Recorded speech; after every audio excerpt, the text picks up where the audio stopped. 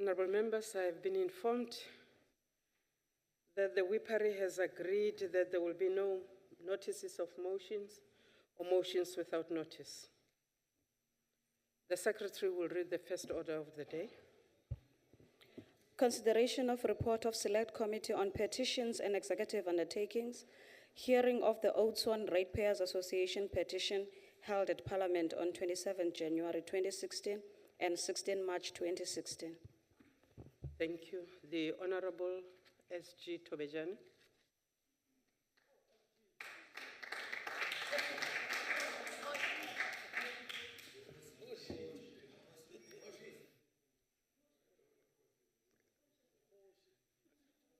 Thank you, Honourable Speaker. Ministers in our midst, Deputy Ministers, Chief Whip, Honourable members, ladies and gentlemen.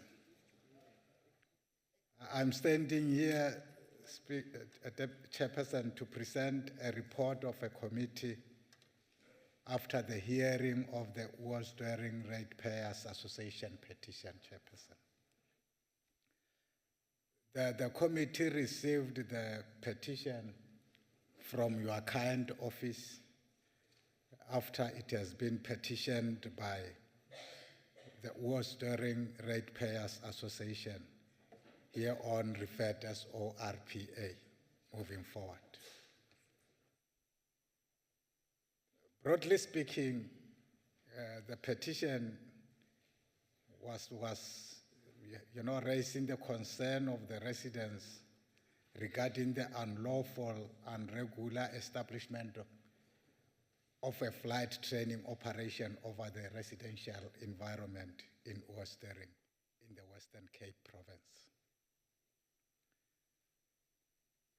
The petitioner informed the committee chair that in 2012,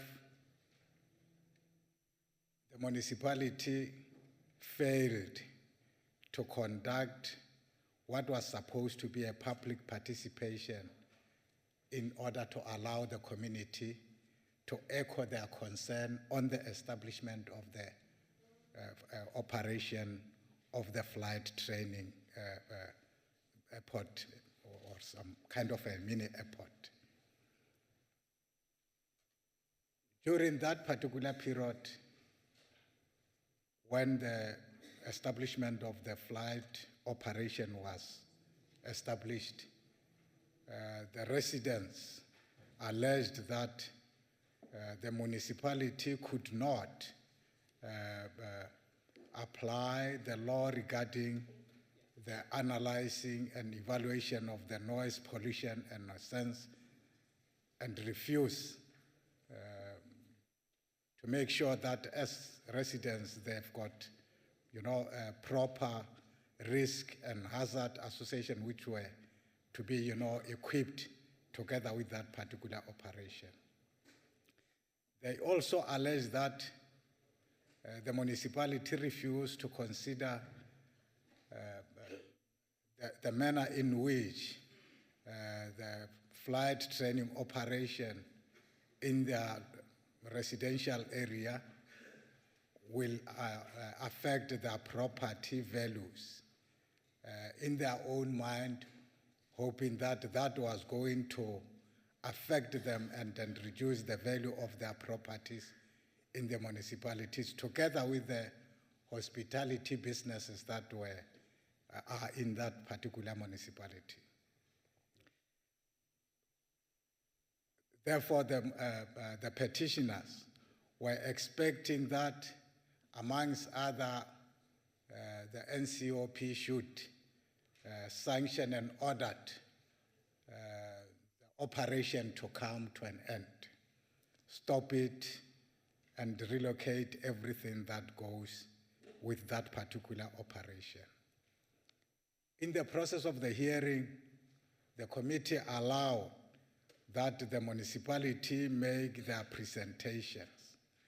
And in their presentation, municipalities indicated that because, as we are talking, the municipality is under administration, they are unable to speak clear as to what were the processes that were followed leading to the operation being established. But the administrator offered to do an intensive investigations, which he later came back to us and reported that according to their reports, it's like the municipality conducted public consultations in the process. And in that particular public participations, they proved that the very same petitioners were part of the people who attended in their public gathering. They signed their attendance registers and all these kind of things. However, on the same footing, the petitioners were objecting that, to say they were not, and despite that objection that they forwarded to the municipalities continue as such. We further noticed that the responsibility of assessing whether that flight operation is in a proper location was not solely of the municipality, but also of the SACAA, which we invited them to the hearing, and they made their presentations. In their presentations, Chairperson, they made mentions that in terms of the regulations, they followed all the required standards that were supposed to be done. And in the light of that, we then realized that not only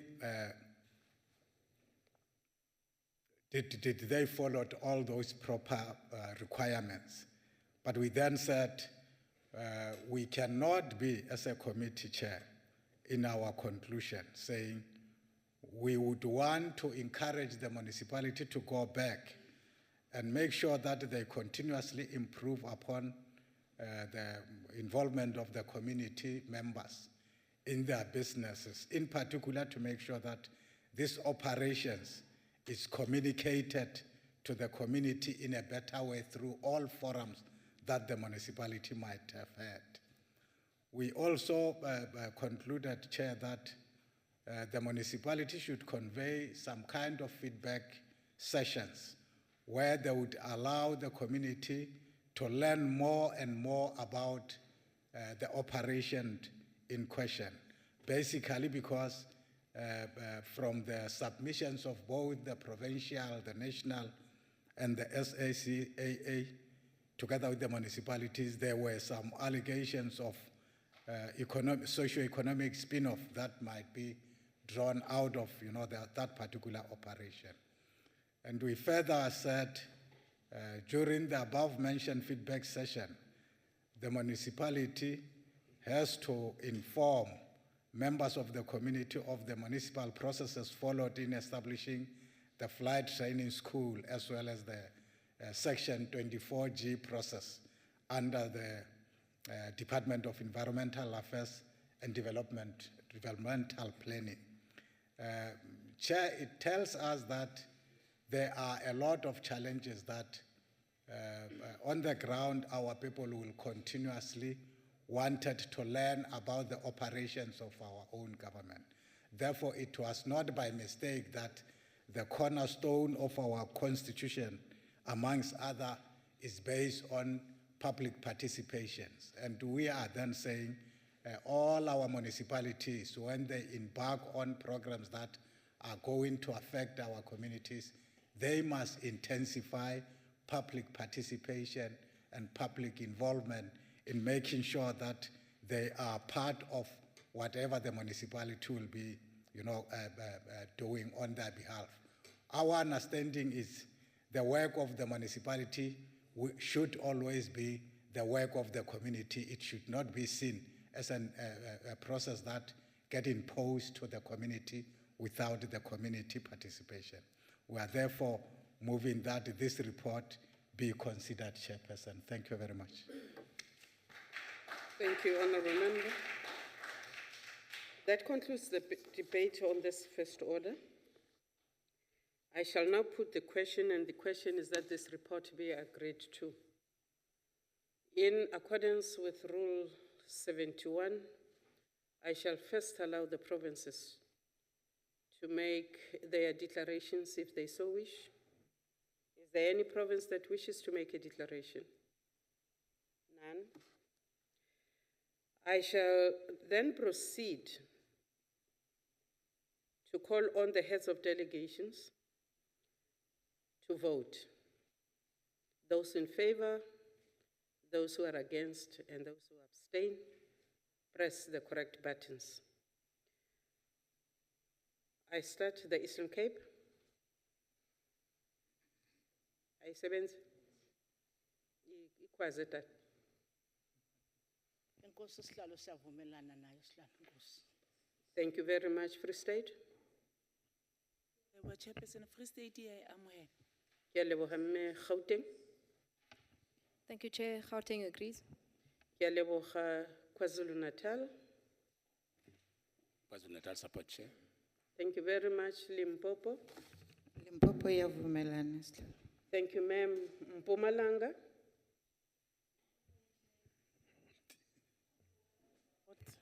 Thank you, ma'am. Northern Cape. Please chair.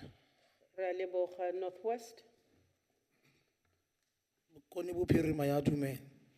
Re a leboga Western Cape. Western Cape support, Chair. Thank you. Honorable members, all 9 provinces have voted, all 9 provinces are agreed, and therefore the report has been agreed to. In terms of section 65 of our constitution.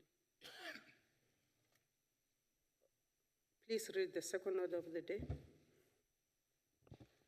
Consideration of report of Select Committee on Petitions and Executive Undertakings. Hearing of the Love Knysna Petition held at Parliament on 10 February 2016 and 16 March 2016. The Honorable Tobejane. Thank you, Chairperson. Once again, I'm presenting the report of the Select Committee on Petitions and Executive Undertakings in relating to Love Knysna Petition, petitions by Mr. Hampton.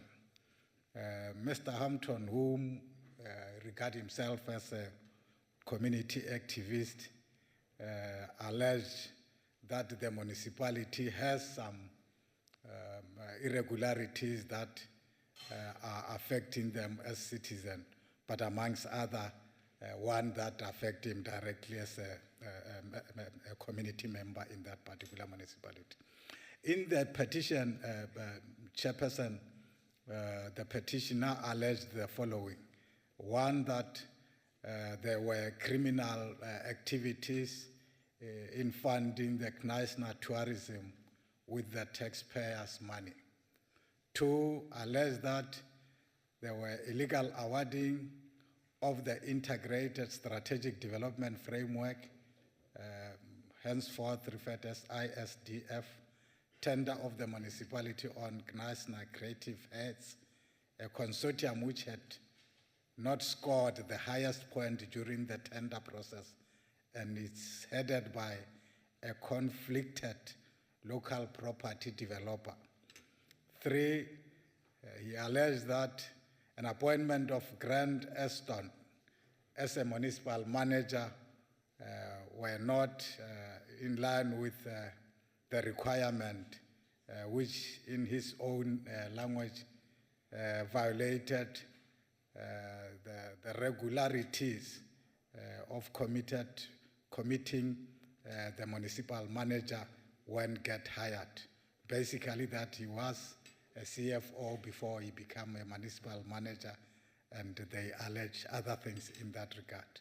And finally, he said he was unconstitutionally blocked by the municipality to communicate through email and website with the municipalities. He requested and pleaded that the NCOP should intervene and make sure that the four allegations are properly addressed. And during the hearing, the municipality indicated to us that the very same tourism of Knysna, it's not under the control of the council. However, council does, make some provision to provide budget for that particular tourism. Two, they themselves allege that all procedures were followed when they were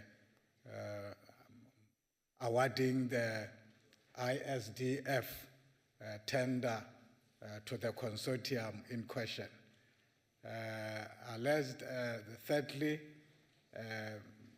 they argue that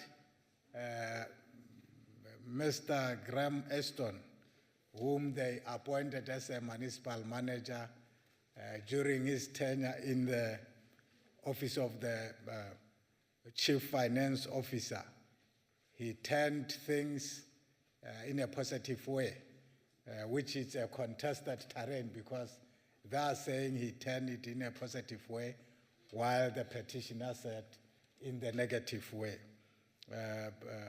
We learned in the process that the provincial government of Western Cape were made to be involved in that in those irregularities alleged by the petitioners.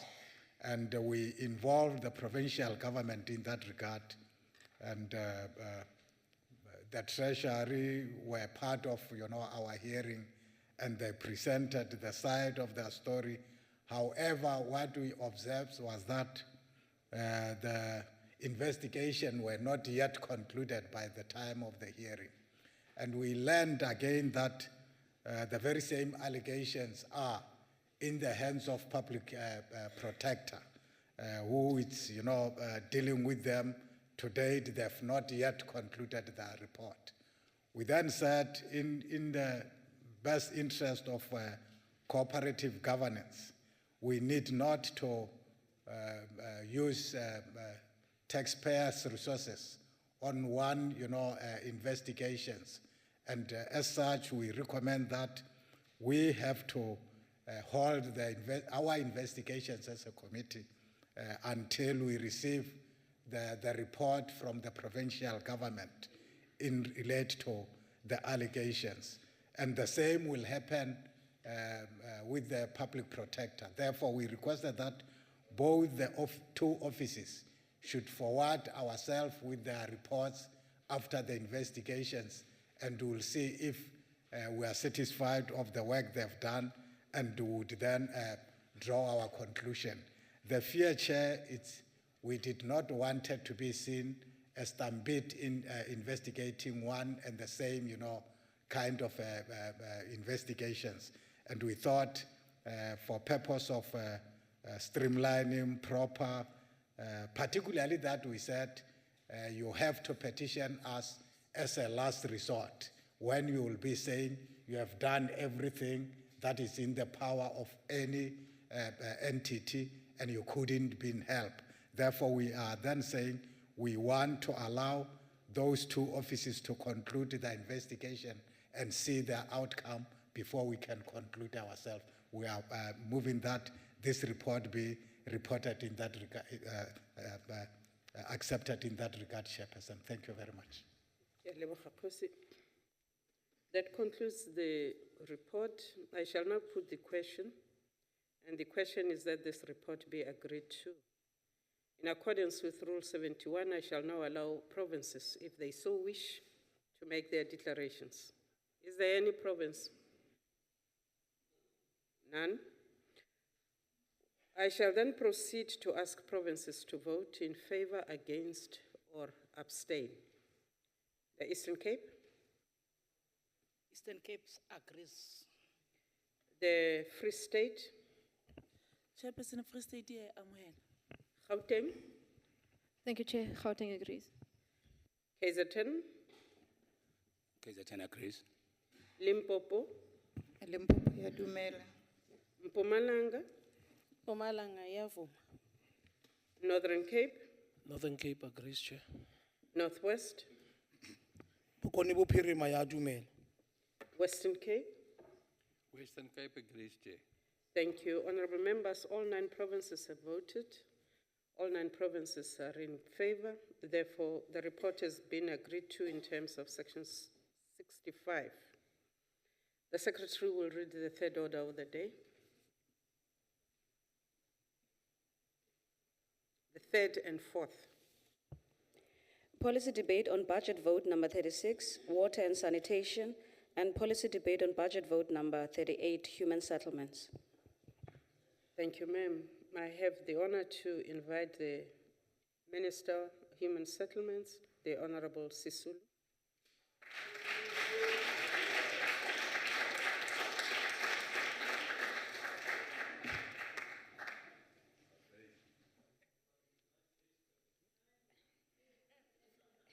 Always. Thank you very much, Chairperson. Chairperson, I ask you to protect me from those unparliamentary comments from the You are benches. protected, Minister. Thank you very Honorable much. Faber, the Minister is protected. Thank you, On what Honourable- point are you standing? Honourable Chair. I just wanted to say the Minister really looks good today.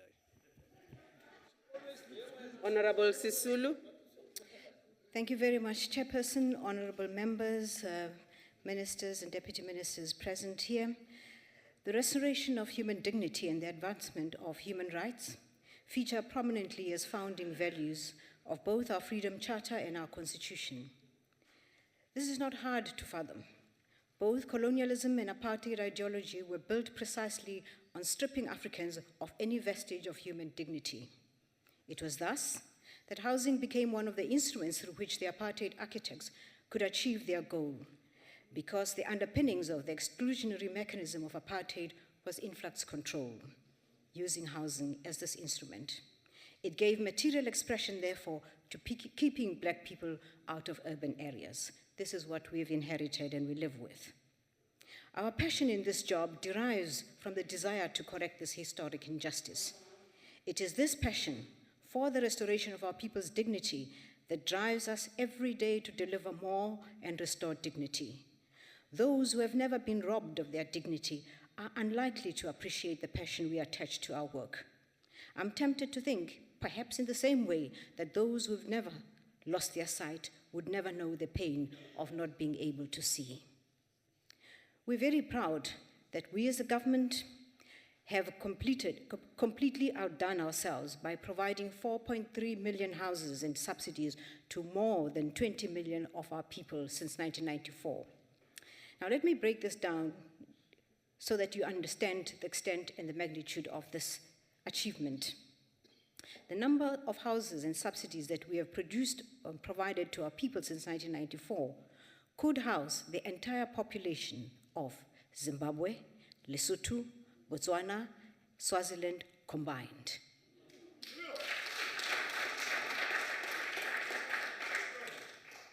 By 2014, the rate of provisioning of state-subsidized dwellings surpassed the provisioning of formal dwellings in the private sector. Despite the urbanization rate of 2.4 annually, we've managed to decrease the number of informal settlements and backyard dwellers from 17% in 2002 to 11% in 2014. I use these statistics because they are an important indicator of the dent we have made in the impact of our delivery. What makes our achievement even more remarkable is that they are acknowledged as unprecedented globally and in the international arena. And the plaudits have been echoed by many other independent research institutions. In the recent report of the South African Race Relations, this was stated, and I quote, "The view that living standards are only a little better than they were 20 years ago is untrue. On the contrary, service delivery here in the form of housing must be judged as a success in many respects." Close quotes. That's Race Relations, not myself.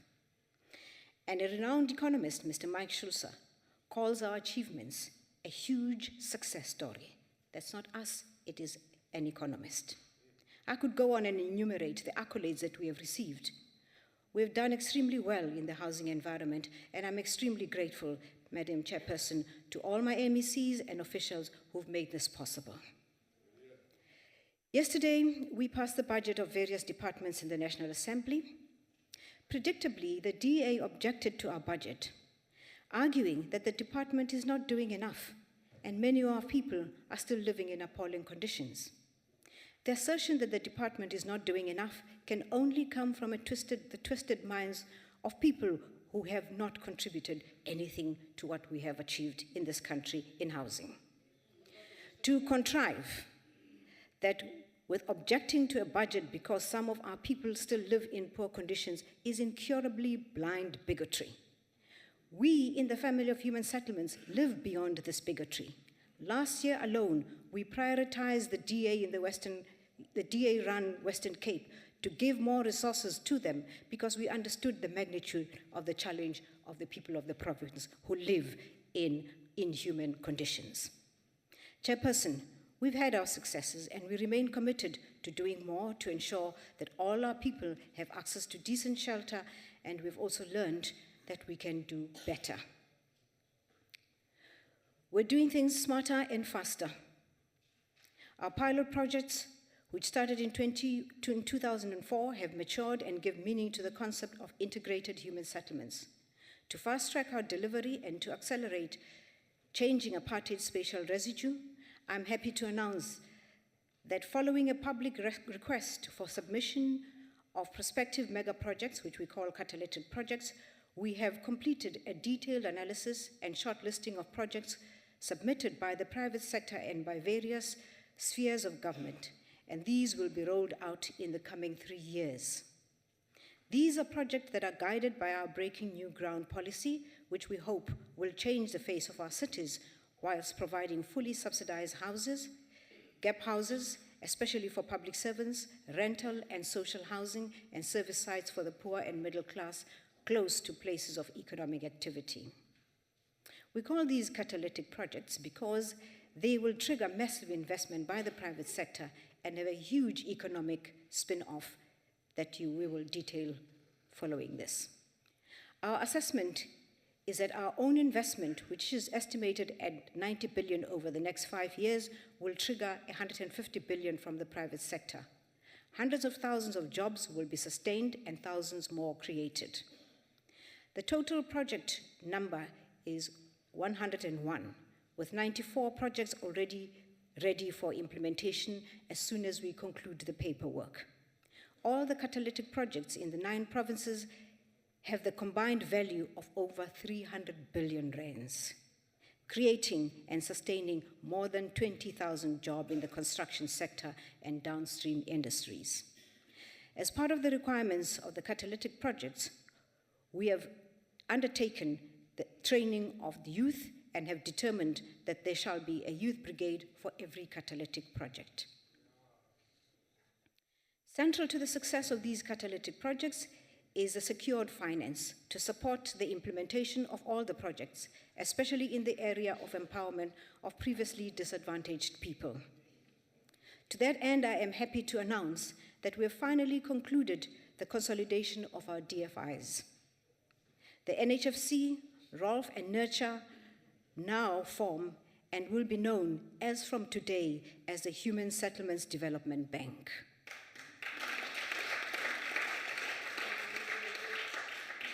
Or in short, the Housing Bank, which will have its offices in all 9 provinces.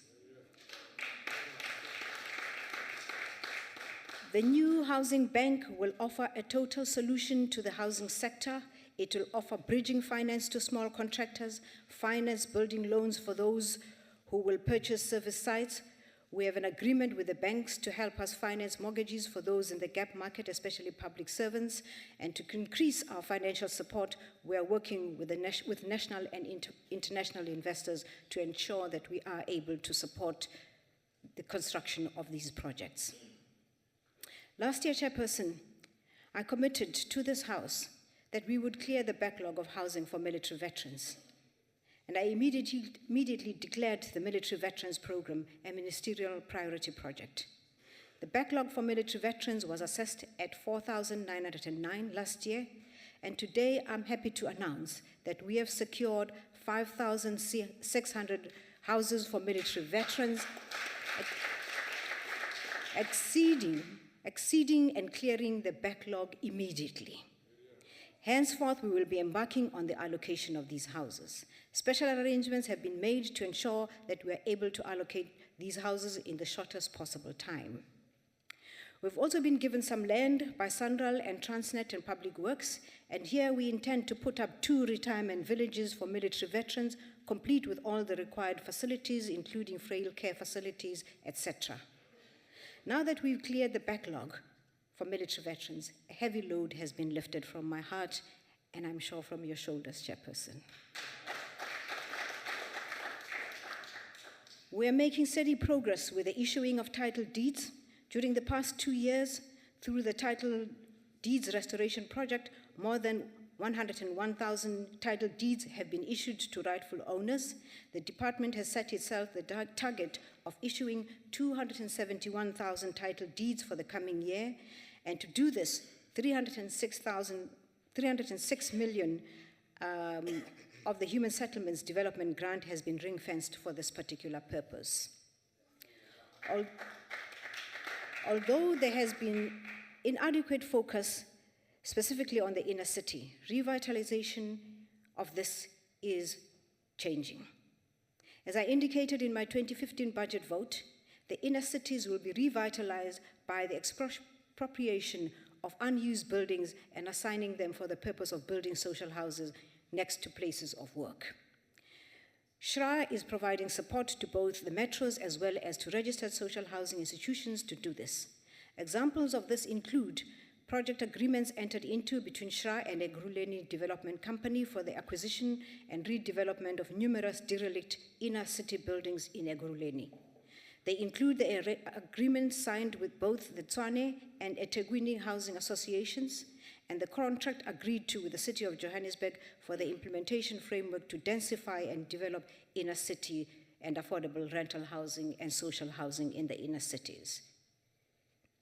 Our department is forging ahead with the alignment and realignment of its policies to provide a better framework for the realization of sustainable human settlements and improved quality of household life.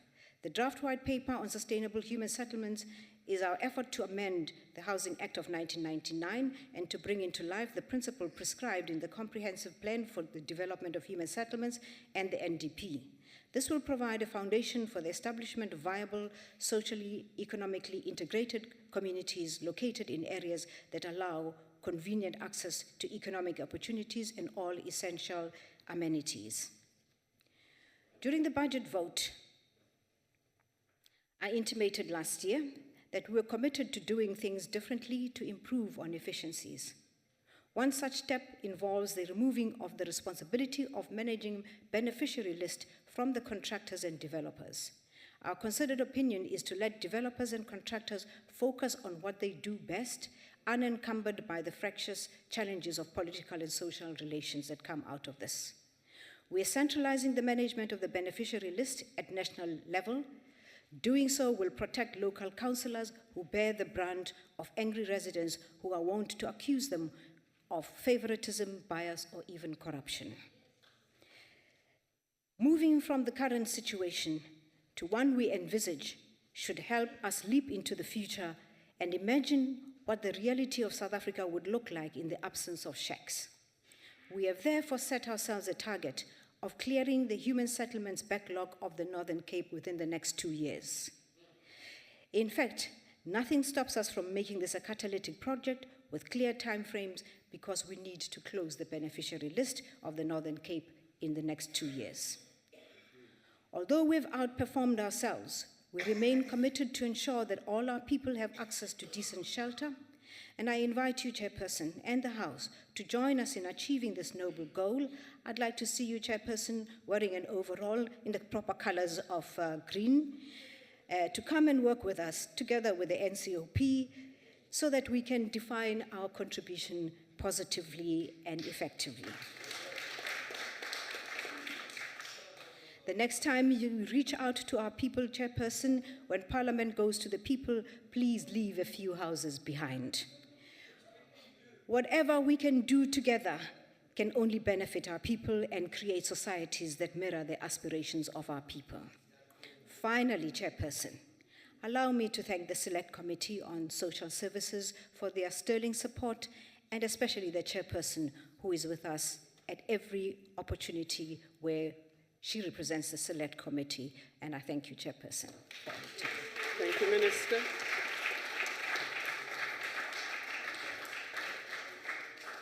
The Minister, Water and Sanitation, the Honorable Mokonyane.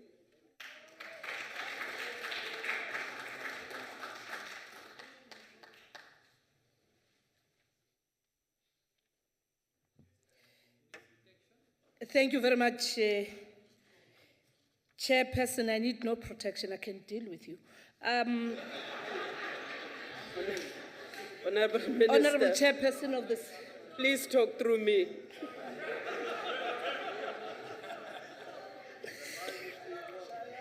Chairperson of the Select Committee and honorable members, Deputy Minister of Water and Sanitation, Minister Lindiwe Sisulu for Human Settlement and Deputy Minister of Human Settlement, distinguished guests. In South Africa, the right to water as a basic service is a constitutional right.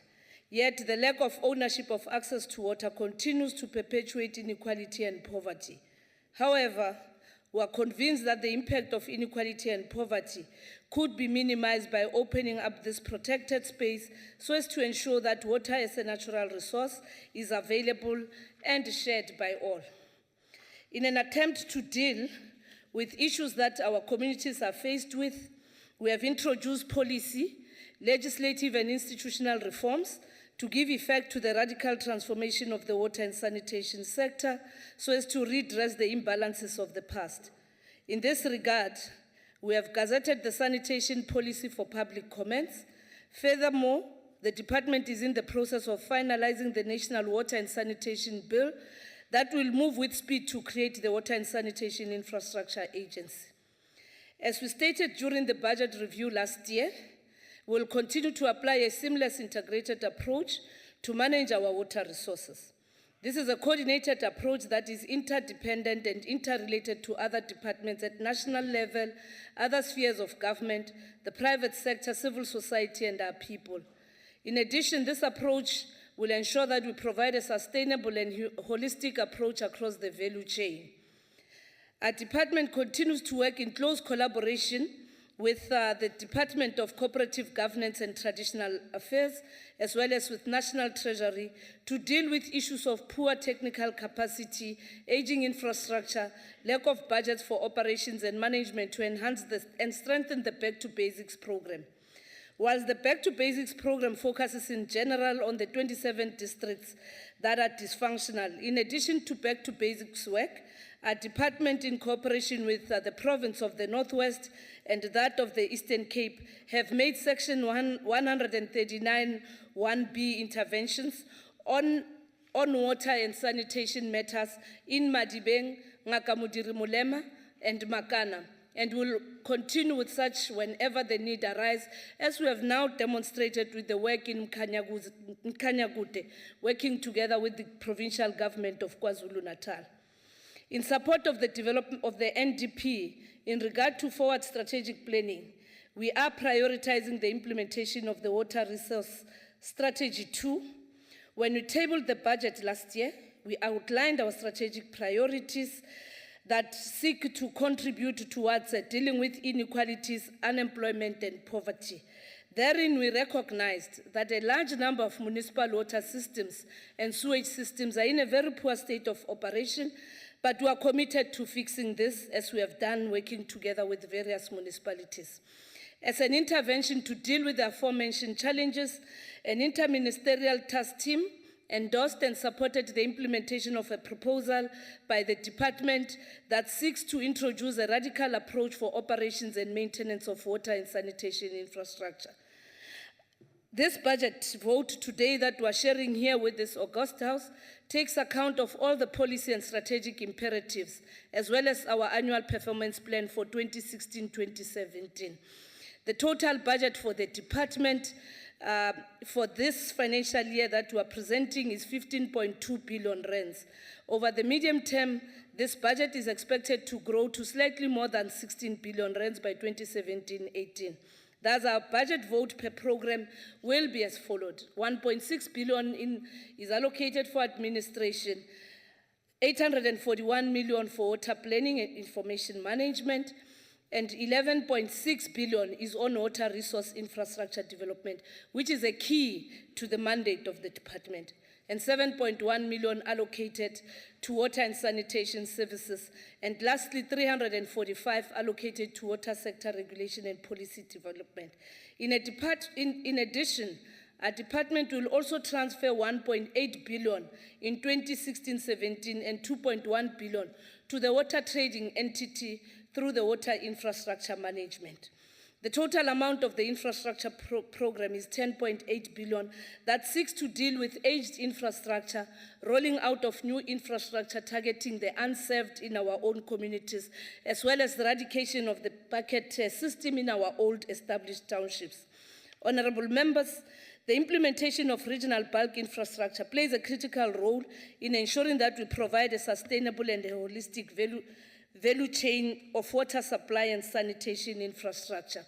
As indicated above, we will also be spending in excess of 5 billion in this financial year through our regional bulk infrastructure, with Mpumalanga, where we will be spending an amount of 580 million towards 16 projects that are focusing on water infrastructure development and maintenance during this financial year. 4 of these projects in Mpumalanga are already at the construction level, at a construction stage with 250 million budget. Projects that will benefit in this program include Lushushwane Bulk Water Scheme, Hojani Bulk Water Scheme, Bush Bulk Water Services, Balfour, as well as the upgrade of the Delmas wastewater treatment. In the Eastern Cape, we will be allocating a budget to the tune of 1.1 billion for this financial year, focusing on our projects in OR Tambo District Municipality and the King Sabata Dalinjebo, as well as work around Sterkspruit bulk water supply and also the Lady Grey bulk water supply in Jokabi. Furthermore, we will also include interventions that we have started in the previous financial year in the area of Nelson Mandela on the Nooitgedacht Kuchalo Lower Scheme. In Limpopo, an allocation of 1 billion will actually go towards 10 projects in the province. 3 projects are already at the design stage and 4 other projects are still at an IRS stage. In Limpopo itself, some of the projects to benefit include Mamecha's Kororo Bulk Water Supply in Mopane, the Giani Water Service, Mokhalakwena Water Scheme, Moi Oudsthoorn, Nebo Bulk Water Scheme in Skukuni, and all others that the municipalities would want us to deal with. In the Northwest will receive an allocation of 550 million towards various projects.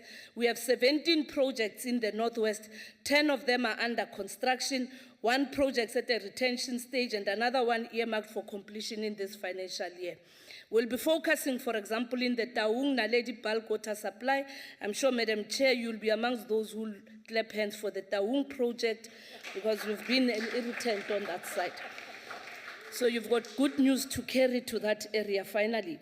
And Greater Mamosa Bulk Water Scheme in Dr. Ruth Bumpati District. We will also be looking at the upgrading of the Mafikeng South Bulk Water Supply and the Madibeng Bulk Water Supply.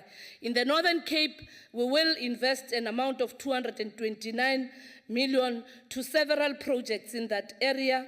Amongst others is the Namakwa Bulk Water, the Yenengflay Bulk Water Scheme, as well as the John Tau Lohaitsu Municipality support that looks at the Springbok Water Scheme.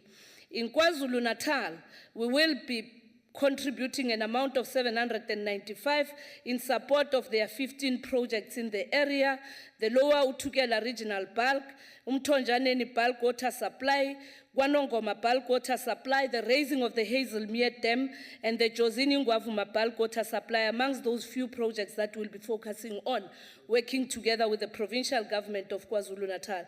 In the Free State, R500 million will be invested in the regional bulk infrastructure projects this financial year. We will fund 23 projects in the Free State, 17 are already under construction, and 3 are earmarked for completion in the 16-17 financial year. Some of them are the Jagersfontein Forest Smith bulk water supply in Kopanong, Mohokare bulk water supply, Setsoto bulk water supply, Malutia Pofung bulk water supply phase 2, and Takwane regional water supply augmentation. Critical of these projects is the size optimization, routing and integration of a pipeline to supply water to Mangaung Metropolitan Council directly from the Harib Dam on the Orange River through the construction of the Caledon Bloemfontein Potable Water Supply Scheme. This is one of the major projects that are going to turn the future development of the Free State, and we have since agreed with the provincial government that the Metro will cede the responsibility, and through the Sidibeng Water Board, we will accelerate the construction of the Harib water pipeline. In Gauteng will be investing 346 million that will be allocated to 6 projects. 3 of these projects are already under construction. 1 is earmarked for completion in this financial year, and the other 2 projects are under the design stage. Currently, some of the projects that we'll be working on in Gauteng, which are mega projects, Minister Lindiwe Sisulu owe me a chocolate on this one, is Safer Fontaine, that is going to incorporate Soweto around Protea South, Bekkersdal, as well as Mohlakeng, and build a new city around the northwest of Gauteng, and also deal with the rehabilitation of Bekkersdal in an integrated manner. Then the second one will be Lions Park, which will also contribute towards the deracialization of our areas around the Lanseria Airport, around the Beyers-Naudé Road, and that on its own is also going to be a response to Zandspruit, which has not been a developable site. And through this, again, we will be building mega cities integrated and sustainable for the future.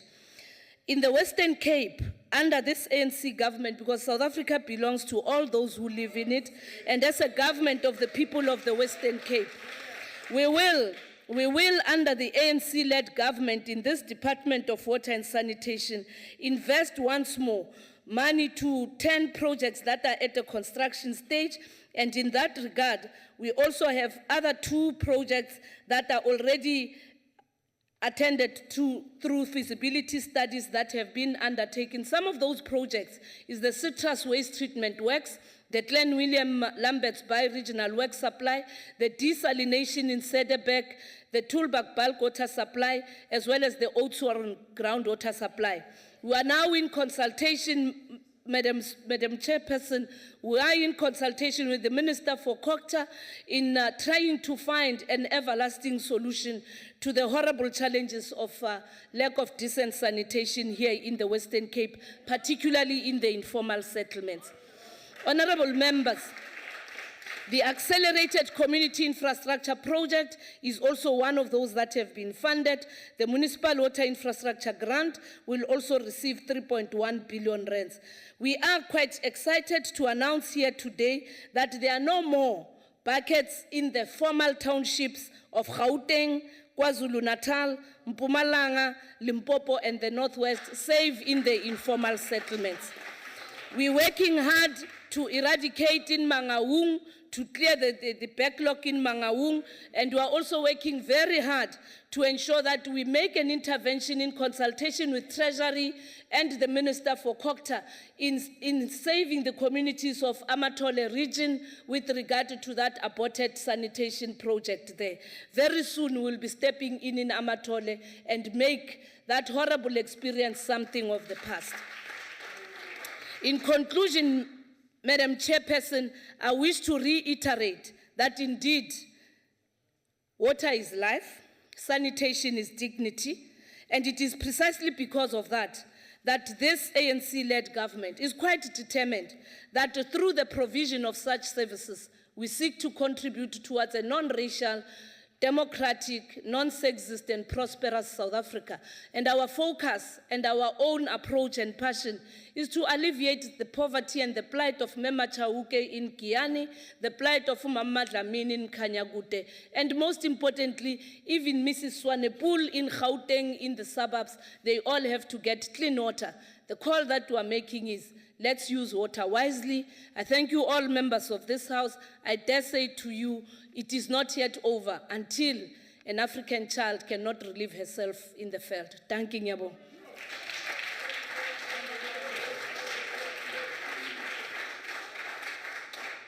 The chairperson of the Select Committee on Social Services, the Honorable Dlamini.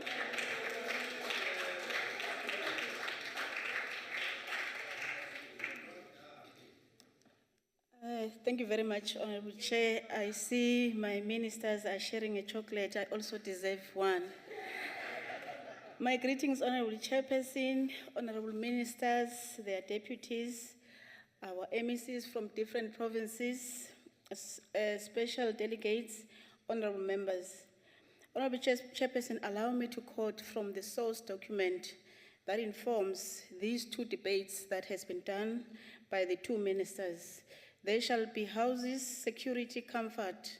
All people shall have the right to live where they choose, be decently housed, and to bring up their families in comfort and security.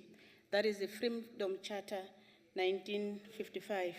Honorable Chair, I don't want to be popular by repeating the program that has been presented by the two honorable ministers. Instead, I want to look at issues that goes with these debates. These words, Honorable Chair, were said by the South African people in the midst of the apartheid regime, showing that African people are kind people. They said this, hoping that their future will be changed by the governing party through its policies. And its policies indeed has improved the lives of the African people. Today, 2016, millions of ordinary South Africans have a reason to celebrate decent life, decent housing, and services brought by the government led by the African National Congress. Chairperson and the House, if I may borrow from the 20 years of human settlement report, open quote, South Africa has ample reason to be proud when it reviews attempts made in the past 20 years of the democracy to solve the housing crisis inherited from our unjust apartheid past. I don't know why do I say our unjust, from their unjust apartheid past. Millions of homes have been provided to South Africans, while opportunities have been created for millions of others to buy their own affordable homes in areas of their own choice, regardless of race, gender, and class. This is a realization of the Freedom Charter, meaning that South African people were right to say their hope to the governing party, the African National Congress, will realize their dream. You could ask yourself as members, where in the world where you could compare human settlement that has been delivered in South Africa? There is nowhere. The Select Committee, Honorable Chair, had an opportunity to visit some of the projects. Last year, such project as Marikane Housing Project, a mind-blowing project.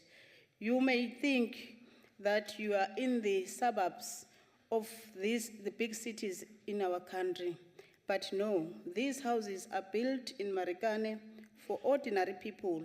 And these projects are everywhere in the country. One of them was opened or handed over by His Excellency, President Zuma, EN2 Gateway here in the Western Cape, the Savannah Park in Gauteng, Clarinet in Mpumalanga, but to mention the few. We would want to commend the department and all 9 provinces for the good work done. Having said that, Honorable Chairperson and Minister, there are still challenges, one of being the allocation of beneficiaries. in terms of your system, you will find that all has been done. But in reality, when people has to occupy the houses, houses in other places are occupied illegally by other people. And to find that those who had been legally allocated the houses now are not able to get houses. That is an area for attention, Honorable Minister. These houses are for all South Africans who qualify, not for political parties to gain votes. Last year, Honorable Chair, when the NCOP was undertaking taking Parliament to the people at Eden's district, to be specific, as Langleyfield, Hesekwa municipality, there is a housing project that we visited.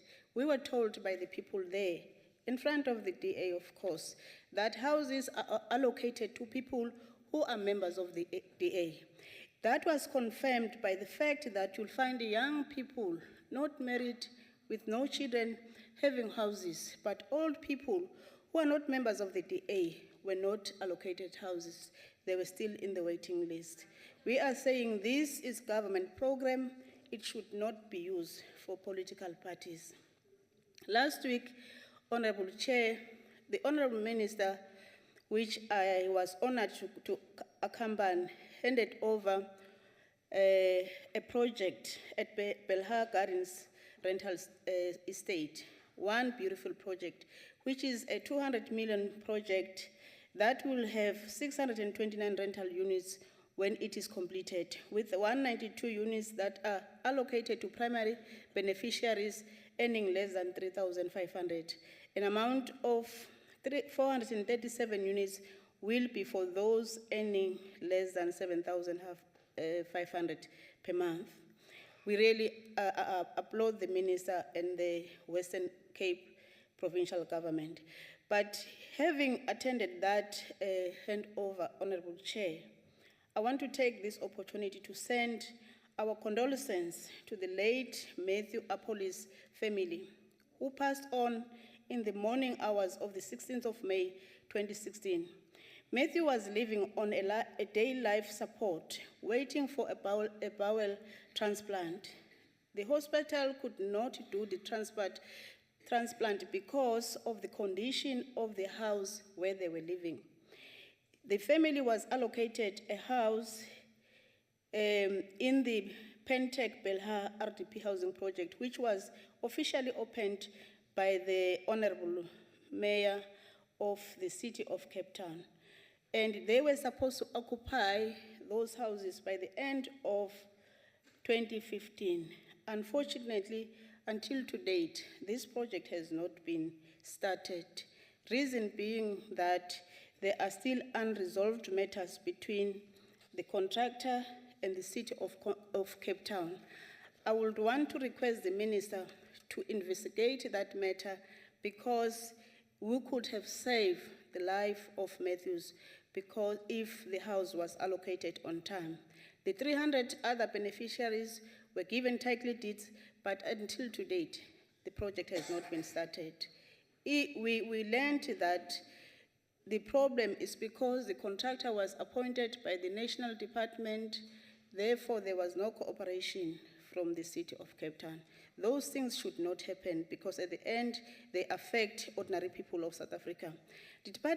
Having said that, having spoken about water, I want again to say that the Freedom Charter speaks about decent services to be provided to our people. The Department of Water and Sanitation is the custodian of South Africa's water resources and is responsible for the formulation and implementation of policies and legislation for this sector. The department promotes the effective and efficient management of water resources for the sustainable social and economic development and strives to ensure that all South Africans have access to safe and clean water and dignified sanitation. Today, we debate this budget vote of Department of Water and Sanitation with great stride having been made in the delivery of water and decent sanitation to the people of South Africa. I'm proud to note that through the Department of Water and Sanitation, government has delivered access to water to close to 90% of the South African population. And also about 80% of the population of South Africa qualifies to have decent sanitations. While the progress has been made is laudable, our focus and concern should be on those people who are still yet to receive water and decent sanitation, because as the minister was saying, that water is life, sanitation is dignity. Even if it is one person, we are still concerned as a committee. The South African government is still battling to rectify the legacy left by the apartheid regime. The history of South Africa has been a history of racial segregation and separate development. We all know that the provision of municipal services before the dawn of democracy was only restricted to the white areas. In recent times, we have witnessed serious drought in certain parts of the country. The Department of Water and Sanitation so far has spent about 500 million on emergency and short-term intervention to mitigate effects of the drought in drought-stricken provinces. Minister, I must say that in Mpumalanga, my province, the province of the rising sun, most beautiful province in this country, the Mpumalanga provincial government also declared disaster area in November 2015. It is worth noting that Mpumalanga provincial government, as at February 2016, is drilling, equipping, and refurbishing boreholes as part of its intervention to assist municipalities to deal with the current devastating drought. Chief Albert Lutul local municipality is the major beneficiary, as it has allocated 10 million through the water services operating subsidy. In terms of food security, the department is also assisting the emerging farmers by installing rainwater harvesting tanks. So far, 92 water tanks has been installed at the cost of 945,000. This is laudable. We want to say thank you very much, Honorable MEC. You will convey our message to the Honorable Premier. In the State of the National Address last year, the President announced that government would launch government's War on Leaks program, which is designed to train young people to curb water losses that are costing the country about 7 billion a year. The South African government, through the Department of Water and Sanitation, will train 15,000 artisans or plumbers who will fix leaking taps in their communities. Today, we are happy to note that the program has begun. Honorable Minister, we really appreciate that. We were part of the launch where the artisans, the 3,000 artisans were presented to the communities coming from all provinces. In a media statement by the Minister of Water and Sanitation, it was reported that a trainee from my own province, again, Mpumalanga, training center said that, I open quote, being part of the program has been a life-changing experience for them, their families and their communities where they come from providing for their families with stipend they received to reduce water leaks in their respective communities. The trainee believes the initiatives is a much-needed breath of fresh air, close quote. This is laudable, Honorable Minister. We acknowledge the stride already made to ensure that people have decent sanitation, but it is important to monitor that the money that is transferred to provinces, it is monitored so that it will be used for the intention of decent sanitation, and also make sure that people who are skilled to do the job are employed so that services will be given to the people. The Department of Water and Sanitation intends to conclude eradication of bucket system program in former areas by December 2015. However, we acknowledge that the challenges of access to water has been a challenge to eradicate all buckets, but we acknowledge the progress that has been made so far. Many municipalities, Honorable Minister, owes the water boards a lot of money, and it becomes difficult for water boards to operate. We urge the Department of Water and Sanitation to assist municipalities in this regard. Honorable Chair, I want to conclude by saying to the ANC-led government, I'm borrowing from the unknown author, when people throw you stones, it's because you are a good tree, full of fruits. They see a lot of harvest in you. Don't go down to their level by throwing them back the stones, but throw them your fruits so the seeds of your fruits might inspire them to change their way. The Select Committee supports and welcomes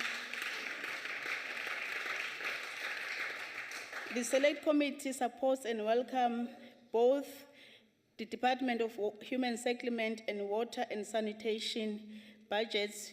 We will continue to oversee the performance of the two departments to ensure the funds are spent to deliver important services to benefit all South Africans. I thank you, Honorable Chair.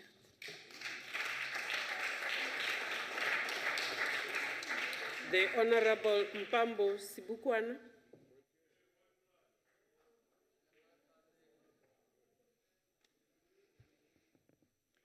Thank you, Honorable Chair. I just want to say to the Minister of Water and Sanitation, it's good that you alluded about sanitation as bringing dignity to South African citizens. And I'd just like to remind you, we've got residents in Orange Farm in Kapong who are not getting the sanitation as a dignity. And I'm happy that you are alluding there are still problems. Honorable Chair, water resource, can I be protected, Honorable Chair? You are protected, ma'am, proceed. Water resources management is a national competency, and everyone has a right to an environment that is not harmful to their health or well-being. The Constitution gives national and provincial government the authority to regulate local government in terms of water services. The National Water Act, which is Act number 36 of 1998, ensures that the country's water resources are protected, used, developed, conserved, managed, and controlled in a sustainable and equitable manner for the benefit of all South Africans. How is it that this has been disregarded within our government? 2015 is officially the driest year on record since 1904, Chairperson. 34 million people in South Africa are currently being affected by the drought.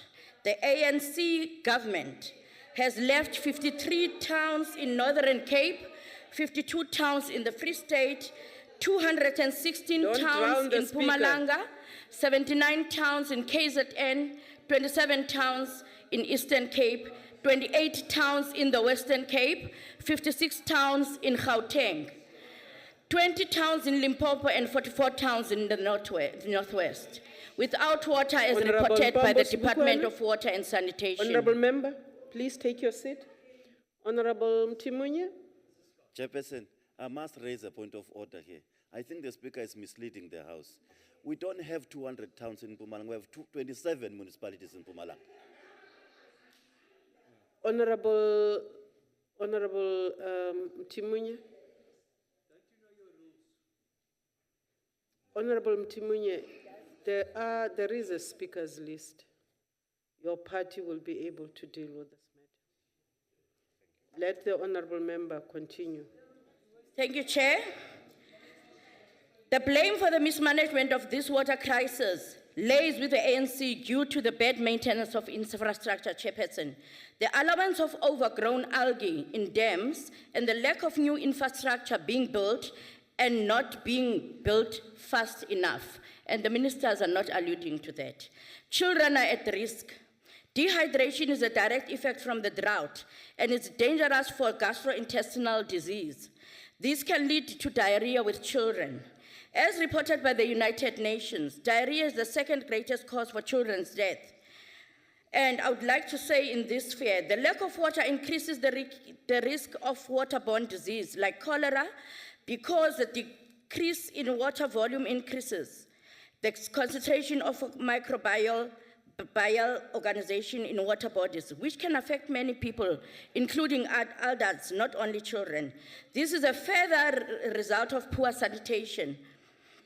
A lack of clean water has resulted in a number of mothers dying from childbirth.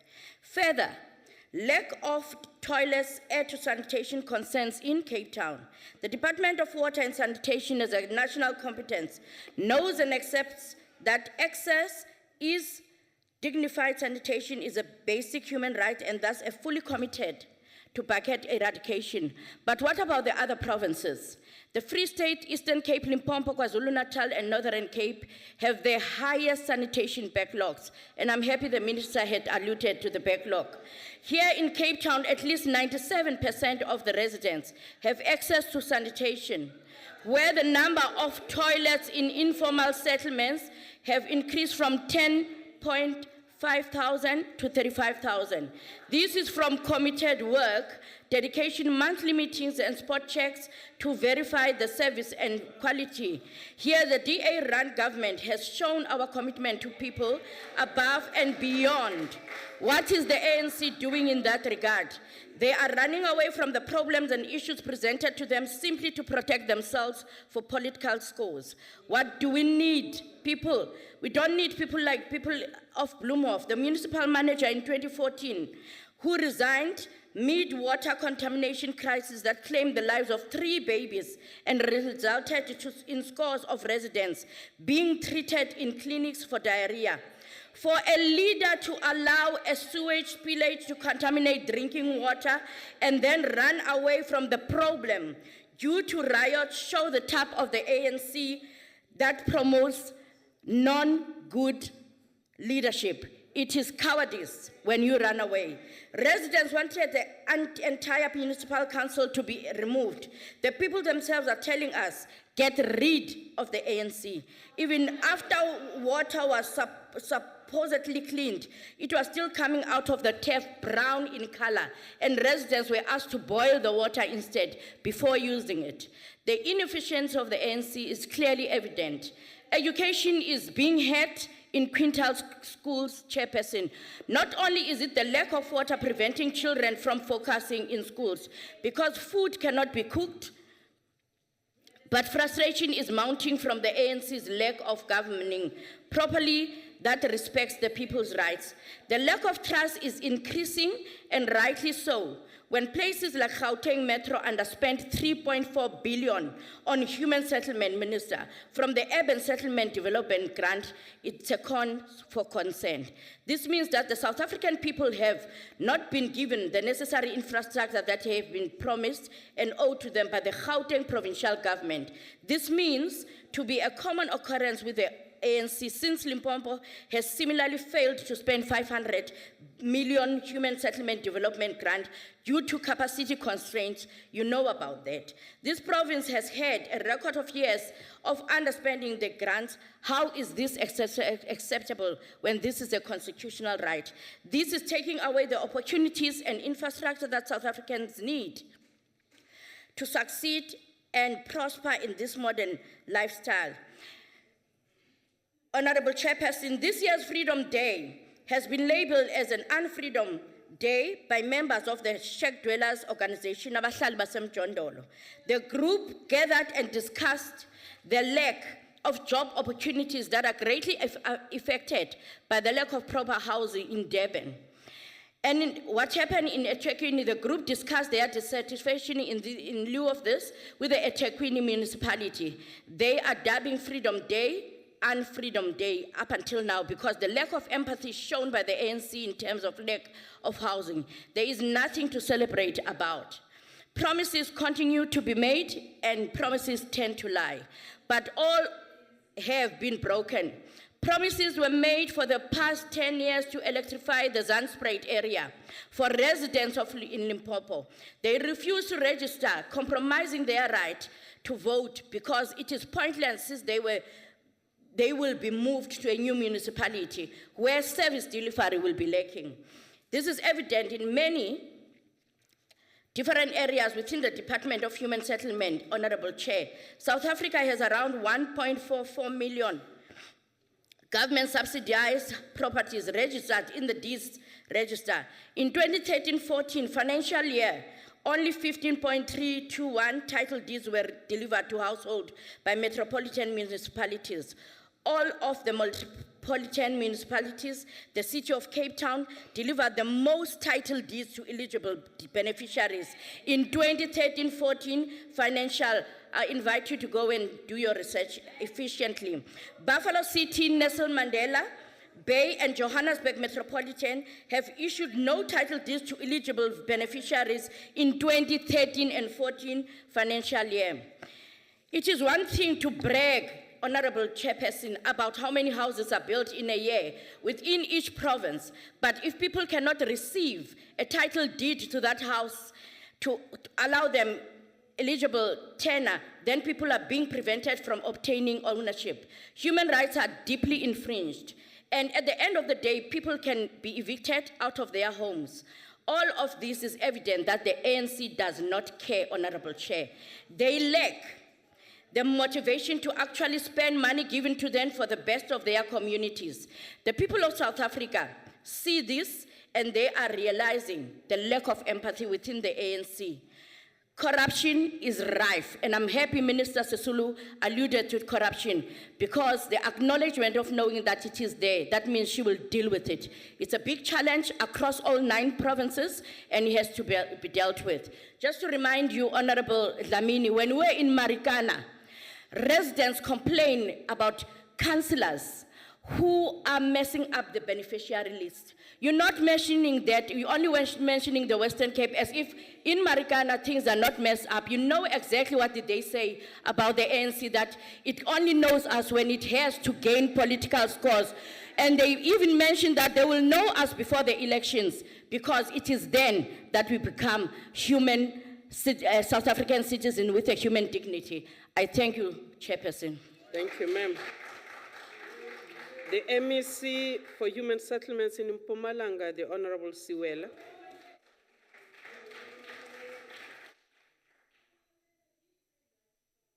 Order.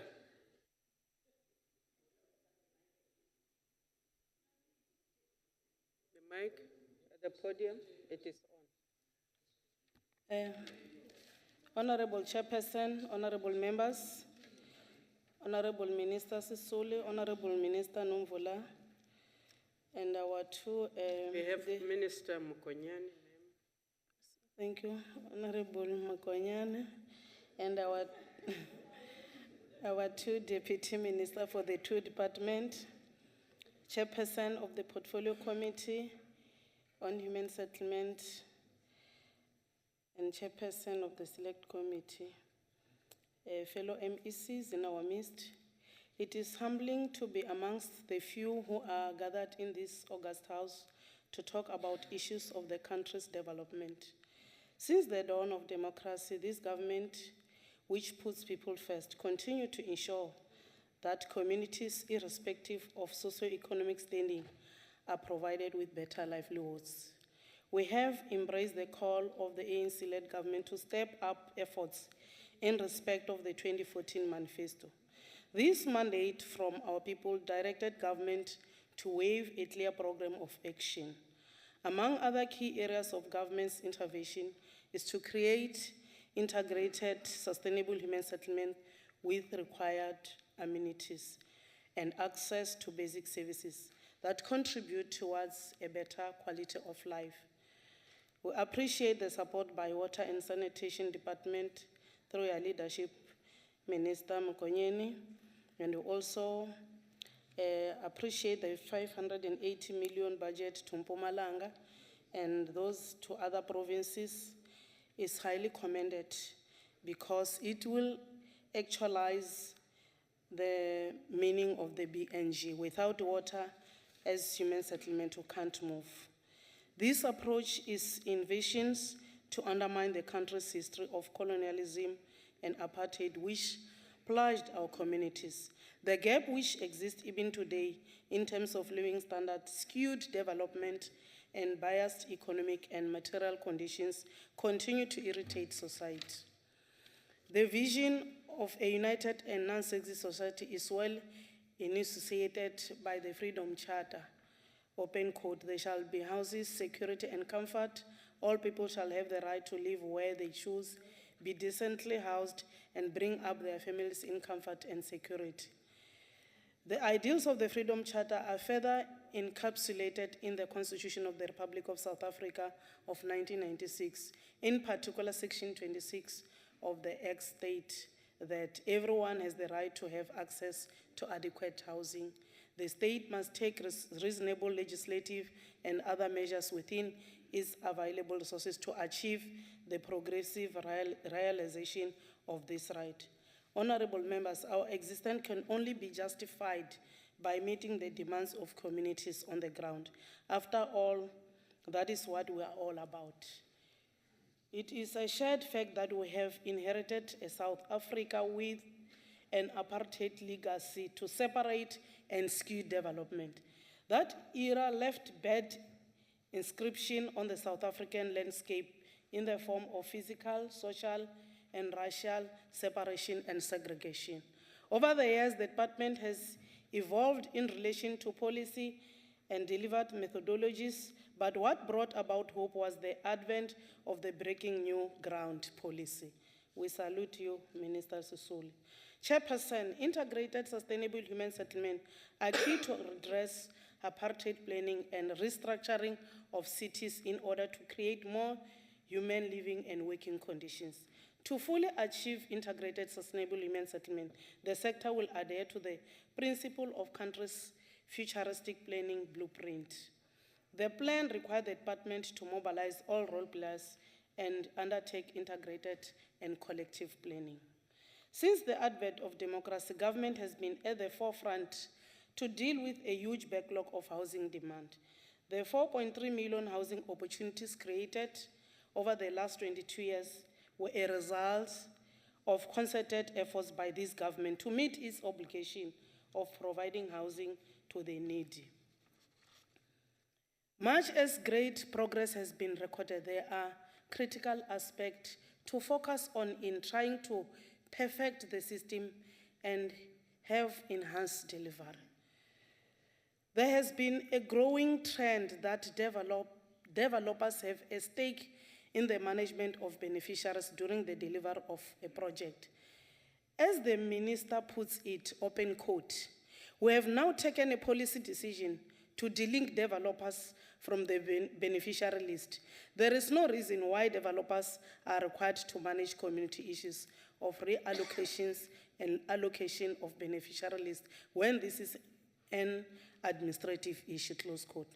Some complaints were received from the ground that some eligible beneficiaries will forever stay in the waiting list, at times overtaken by people who just apply or who can at least wait to make space for the elderly, child-headed household, amongst others.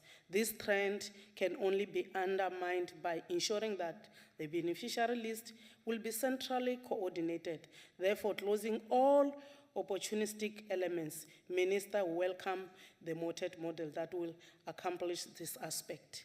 I believe I'm addressing some of the issues which have been raised by some of us in the August House. The advent of the BNG really gave birth to a new approach in ensuring that mega projects are delivered throughout the country. This is being realized by constructing massive housing units, serviced sites, and required amenities for human habitation. True to the BNG policy, the delivery of massive projects ensures the development of integrated mixed-use residential neighborhoods in well-located allocations closer to places of economic opportunities and social amenities. While it's rolling out projects such as Cosmo City, the country realizes integration and ultimately social cohesion. The sector has performed fairly well by ensuring that mega human settlement projects are developed throughout the country. The existence of the N2 Gateway, Cosmo City, Savannah City, and Fleurhof and others are testimony to the outstanding successes by this department. So we say, continue, Minister, in breaking the new ground in the sector. We are behind you as provinces. Even provinces like Mpumalanga came to the party by developing Clarinet at Emalahleni, Standerton Extension 8 at Likwa, and Rockdale at Steve Tshwete Municipality. And yes, we are continuing to roll out more of such projects. The approved 46 provincial government megacities attest to the fact that we are heading in the right direction. But of course, the business community has to come on board to ensure quality is realized. Chairperson, the 4.3 million houses delivered since 1994 benefited over 20 million people. It's a feat that stands out in the world, and we are proud of such. While our programs benefited such a huge number, there are income groups which are somewhat not fully covered. The department in 2006 contemplated an idea of ensuring that we can provide housing for the public servants, often referred to as middle income earners. We fall in the gap market. Who fall in the gap market? This idea, which is now a reality, will see financial institutions, bank making bonds available to them in order to ensure property investment and realize the better life we are talking about. We really appreciate even the issue of the new bank, Honorable Minister. It must applaud the determination by Minister Sulu when she said she was still at DPSA and now Human Settlement to ensure that she takes such an initiative to cater for this group of people. We appreciate that. We support this noble move, and I remain convinced that it will make a huge impact in this regard. And it will also empower our housing association. Chairperson, our struggle as a country came as a result of sacrifices made by many, which some today do not have parents, sisters, brothers, and relatives.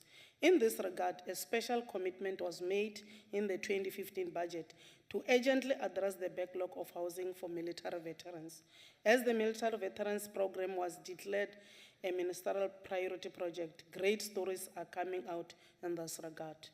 The allocated 5,600 housing units by Human Settlement in response to the 4,909 backlog provided by the Department of Military Veterans is a clear sign of the department's commitment in honoring our people.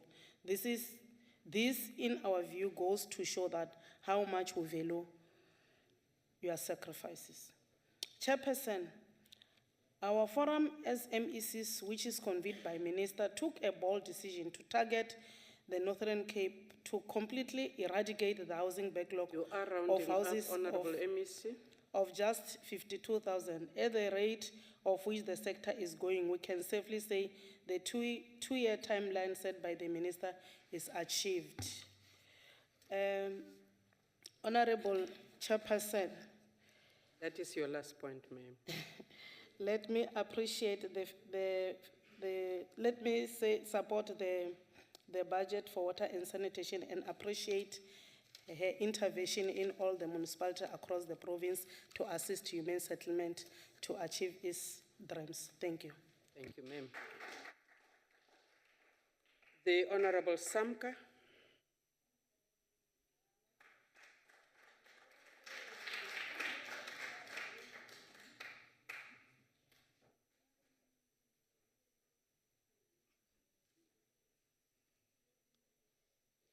Honorable Chairperson of the National Council of Provinces, Honorable Ministers and Deputy Ministers, Honorable Members of the National Council of Provinces, leadership of SALGA, ladies and gentlemen. Dimi kwakhona kushiyeke nje inyanga ezintathu ngaphambi kokuba uluntu lonke loMzantsi Afrika luye kunyulo lokuzikhethela abameli babo bomasipala. Eli lilungelo esizingca ngalo eleza nombutho kaKhongolose mhla wakhulula abantu beli lizwe. Masikhumbule kaloku ukuba ngaphambili belingekho eli lungelo, besigqityelwa ligcuntswana labantu indawo neemeko zokuhlala. Yiyo loo nto namhlanje uyawuphawula into kokuba ezi nkomo kuthiwa ngoomofu kuba ingca iluhlaza ziyakhonya zenza nayiphi na into ziyatsibatsiba kukuba kaloku inkululeko ngoku sifumene akusaliwa. Kunamhlanje nje singukhongolose sijongene nomngeni wokuqinisekisa ukuba siguqula imeko abantu ebebefudula bephila phantsi kwazo bengenamanzi bengenagutyulo lwelindle kwaye bexinanesekile kwindawo ezisengela isidima sabo phantsi. Nangona lo mngeni ungelula kuba ngaphezu kokuphucula imeko ebezikade zikhona sikwajongene namanani akhulayo abantu. Sihlalo nepalamente ukungena kukakhongolose kulawulo into yokuqala yaba kukuqinisekisa ukuba kubakho umgaqo siseko wona ongumkhombandlela noqulathe amalungelo abantu. Phakathi kwaloo malungelo ke kukho ilungelo lokufumana amanzi, ugutyulo lwelindle kunye nendawo yokuhlala kunye nendawo zokuhlala ezindilisekileyo. La malungelo asondele kakhulu eluntwini nokuphakamisa isidima soluntu nokuphuhlisa ezempilo zoluntu. Kungoko umgaqo siseko kufuneka siwukhusele rhoqo. Kunyani ke sihlalo ukuba xa la malungelo umuntu ewafumana kulula ukuba nobomi obusempilweni nokuba nengqondo ehlaziyekileyo ngalo lonke ixesha. Singulorhulumente sinyuke amaxethuka sizama ukuzisa amanzi kwakunye nogutyulo lwelindle kuluntu lonke ukuze sihlale ngokulingana nangesithozelo. Siwenzile ke lo msebenzi wanempumelelo yaye loo nto sinebhongo ngayo. Bekungelula kuba kaloku kwindawo ebesifudula zingamaphandle apho kukho iilali neefama bekungekho zinkonzo. Ukuzisa nokuqhagamshelana iinkonzo kwezo ndawo bekungumsebenzi ofuna ubuchwepheshe nemali emandla. Indawo ebezichaphazeleke kakhulu ibiyiKwaZulu Natal neNorthwest neLimpopo kunye nephondo leMpuma Kapa. Ezi ndawo zindawo ebezityeshelwe ngurhulumente wengcinezelo kangangokuba unanamhlanje kunabantu abaku-11.4 million abasalinde iinkonzo zogutyulo lwelindle. Loo nto asiyifihli, yinto esiyibonayo yaye sinethemba lento kokuba kwiminyaka ezayo iyakuba. Honorable Samka, please take your seat. Honorable Mtileni. Honorable Mtileni, address me. Thanks so much, Chairperson. I see it shows honorable member was going to debate in English. I thought maybe she was going to debate part of her speech just for 2 minutes in English and then. Honorable Mtileni, thank you very much. Xhosa is one of the 11 recognized official languages. Now, Honorable Mtileni, you have also had your name indicated as in English and you have found ways of putting in whatever language you wanted. Please take your seat. Honorable Samka. Yo lento ke benkhe ndathi sihlalo. I-ANC yenza unako salwa siqinisekisa into yokuba wonke umuntu simsondeza kufutshane kulawulo. Yiyo lento namhlanje ubona amakhowa antshulayo into yokuba ngumsebenzi we-African National Congress yobabona ke bephakama bebuza imibuzo ongeke kuyisendawo engenantsingiselo. Into yokuba abakhange balwe babone sebekhona emcimbini. Kwamanye amaphondo sihlalo ingxaki bikukuphuculwa kwemibhobho nezixhobo zamanzi nogutyulo lwelindle. Kuyacaca ukuba izixhobo ezasetyenziswayo bezingomelelanga tu kwaye kukho nemizi ebiqala ebomini ukufumana ezinkonzo. Ucacalulo lusengele phantsi isidima soluntu lonke ingakumbi abantu abangoomama namantombazana. Phantsi kweemeko zokungabikho kwamanzi neenkonzo nogutyulo lwelindle. Kaloku ngokwesithethe oomama namantombazana ngabo abebefudula bejongene nemizi namakhaya abo. Uxanduva lokucoca, ukuphekela, ukunonelela nokukha amanzi bingumsebenzi wabo. Ngabo ke ebebesesichengeni sokuba ngamaxhoba ezikrelemnqa nawezifo ezosulelayo. Olu xinzelelo singalwandisa siluse ezikolweni nasematyotyombe. apho abantwana noluntu lwethu lusahleli kwimeko ezingathandekiyo. Sizimisele ke singurhulumente we-African National Congress ukuba siza kuzitshintsha zonke ezo meko, siyaqhuba sihlalo ukubuyisela isidima somntu omnyama. Sihlalo uphando lubonisa ukuba namhlanje abantu abafumana iinkonzo zamanzi nogutyulo lwelindle bakumyinge we-85%, kwaye uninzi lwabo luwafumana la manzi phakathi ezindlwini naseziyadini zabo. Namhlanje urhulumente we-ANC uphumelele ukuphucula amatyotyombe noqinisekisa uba lo mzuzu abantu bangenazindlu bayawafumana amanzi nogutyulo lwelindle. Besenditshilo ke ukuba lo msebenzi awulula kuba kaloku namanani abantu akhula mihla le, ngoko ke iimfuno zabo nazo ziyazisanda. Imizi ebingenazo inkonzo yehlile jikelele. Uphando lubonisa ukuba imizi enezindlu zangasese ezigunqulwayo ne-pit systems zinyuke ukususela ngo-2012 zisuke ku-62.3% ukuza kuma ku-79.5% ngo-2014. I-bucket system yona yehle ukusuka ku-12.3% ngo-2012 ukuya kuma ku-4.9% ngo-2014. Masiyicaciseke le nto sihlalo ukuba thina izindlu zangasese esizakhayo zibuyisela isidima nokhuseleko eluntwini. Asakhi izindlu ezihambisa abantu ze, sakha izindlu. Yibone le nto yesiyanda. Akuyontsomi phaa egcuwa. Asithethi intsomi, sithetha ngezinto asithi sawuthi sakuba seburhulumenteni. Uyawuphawuleka into kokuba wonke ke sihlala umntu oma apha akanapolisi. Ipolisi yabo yi-African National Congress, kuba yi-African National Congress yodwa ekwazileyo ukutshintsha impilo zabantu, yade yatshintsha naba balapha ngaphakathi kule ndlu. Aba namhlanje bama apha bathi akho nto bayibonileyo eyenziwe ngumbutho we-African National Congress. Atsho ecofela udongeni, atsho evula ithephu ngaphakathi endlini, athi akaboni kuba la mehlo akhe akamsebenzeli into, kuba akananto ayibonayo nangona ebona nje. Honorable Samka, please take your seat. Honorable Mtileni. Chairperson, I see honorable speakers now shouting at the top of her voice. Can you just ask her to lower her voice a little bit?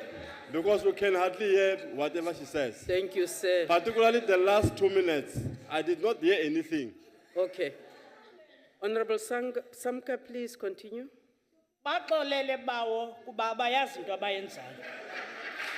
Singurhulumente oMzantsi Afrika siyazingca ngemithetho eqinisekisa uphuhliso nokulingana kwabantu, kwaye abantu abangathathi ntweni. Sinomthetho we-free basic water ne-free basic sanitation owenzelwe bona. Le mithetho iqinisekisa ukuba abantu abangenangeniso bafumana isaphulelo kwintlawulo yamanzi ne-sanitation. Kufuneka ke bonke abantu baye koomasipala babo babhalise ukuze bafumane ezi nkonzo, kodwa siyavuya kuba uninzi lwamakhaya luyazifumana ezi nkonzo. Nomqulu wophuhliso oyi-National Development Plan, enye yemigomo ephambili karhulumente kuqinisekisa ukunonotshelwa kwamanzi, ukulungiswa nezixhobo zenkonzo ukuya kuma ku-2017. Apho sisondelele khona kukuqinisekisa amanzi awoneleyo nobomi obusempilweni kuluntu lonke. Khumbula kaloku amanzi ayimpilo. Kubonelelo lezindlu mhlali ngaphambili wale ndlu sihambe umgama obonakala nakuthathatha. Inani lezindlu linyuke ukusuka ku-76% ngo-2002 ukuya ku-80% ngo-2014. Asanelanga nje ukwakha nokunikezela izindlu, kodwa nanjengoko besenditshilo siphucule ubomi babantu abahlala ematyotyombeni. My God. Kwakhona singurhulumente sizibophelele ukuba asizukwakha nje izindlu, kodwa indawo ezilungele ukuhlala abantu ezisemgangathweni. Oku sikuqalile ukwenza ngokuqinisekisa ukuba amasebe ayasebenzisana ukwakha izindlu basondeze nezinye inkonzo ezifana neekliniki izikolo neevenkile apho abantu bahlala khona lento sibiza ngokuba yi-human settlements ngesilungu. Oku kuzalana ncakasana nephulo lethu le-breaking new grounds apho besisakha izindlu kwiindawo ezikufutshane nalapho ushishino lwenzeka khona. Sizimisele ukudiliza neengcambu ucalucalulo lwabantu ngakumbi ngendawo neemeko zokuhlala siyaqhuba singurhulumente we-African National Congress. Ndingabe andenzanga nto sihlalo xa ndinganongazingci ngephondo leMpuma Koloni. Lona lihamba phambili kubonelelo lwezindlu. IMpuma Kapa yenza kakuhle ide yawonga kuluhlu lwe-social and rental housing projects jikelele. Ezi project zingumzekelo nomfaneleko omhle ziseMonti naseBhayi.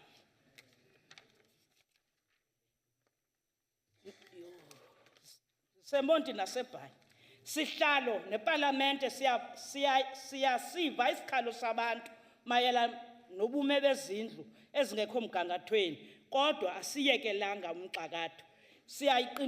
Siyaqinisa ukuhlola iicontractor ezinikwa umsebenzi kwaye siyacela uluntu luncedisane norhulumente ukujonga ukuba umsebenzi wenziwa ngendlela efanelekileyo. Singumbutho wesizwe siyakuthi gqolo ukulwisana norhwaphilizo macala onke apho kuthe kwaphosakala khona siyalungisa kwaye asilungisi nje umonakalo osemva kwa-94 kodwa sikwalungiswa nezindlu ezazakhiwe ngurhulumente wengcinezelo. I-African National Congress iyayisapota ibudget. Enkosi. Thank you. The Honorable Mokosi.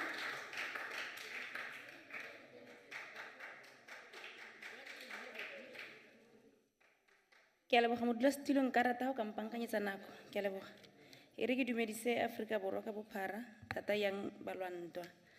The economic freedom fighters rejects the budget vote on human settlements. The Constitution places an obligation on the state to provide access to adequate housing to its citizens, to deal with the legacy of racialized special planning of the apartheid regime, which has been maintained and promoted by both the ANC and the DA post-1994.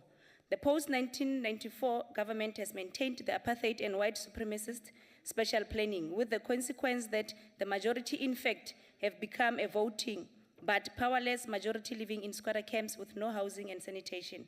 The conditions of the people are generally deplorable and show no evidence of a liberated people. Most of the people of South Africa have to engage in mass action or service delivery protests to get housing from government. The ANC government will not change the conditions of the people for the better and is poisoned by the arrogance of power and the related sense of incumbency. This is what leads Minister Sisulu to utter such nonsensical rubbish as the claim she continuously makes that those under the age of 40 should never benefit from government housing. The ANC government, particularly under Zuma, has lost its capacity to understand the aspirations of the people, hence... Honorable Mkosi, please take your seat. Honorable Chief Whip. Honorable Chair. Yes, ma'am. Is it parliamentary to say minister talks nonsensically? Rubbish. I want to get advice on this one.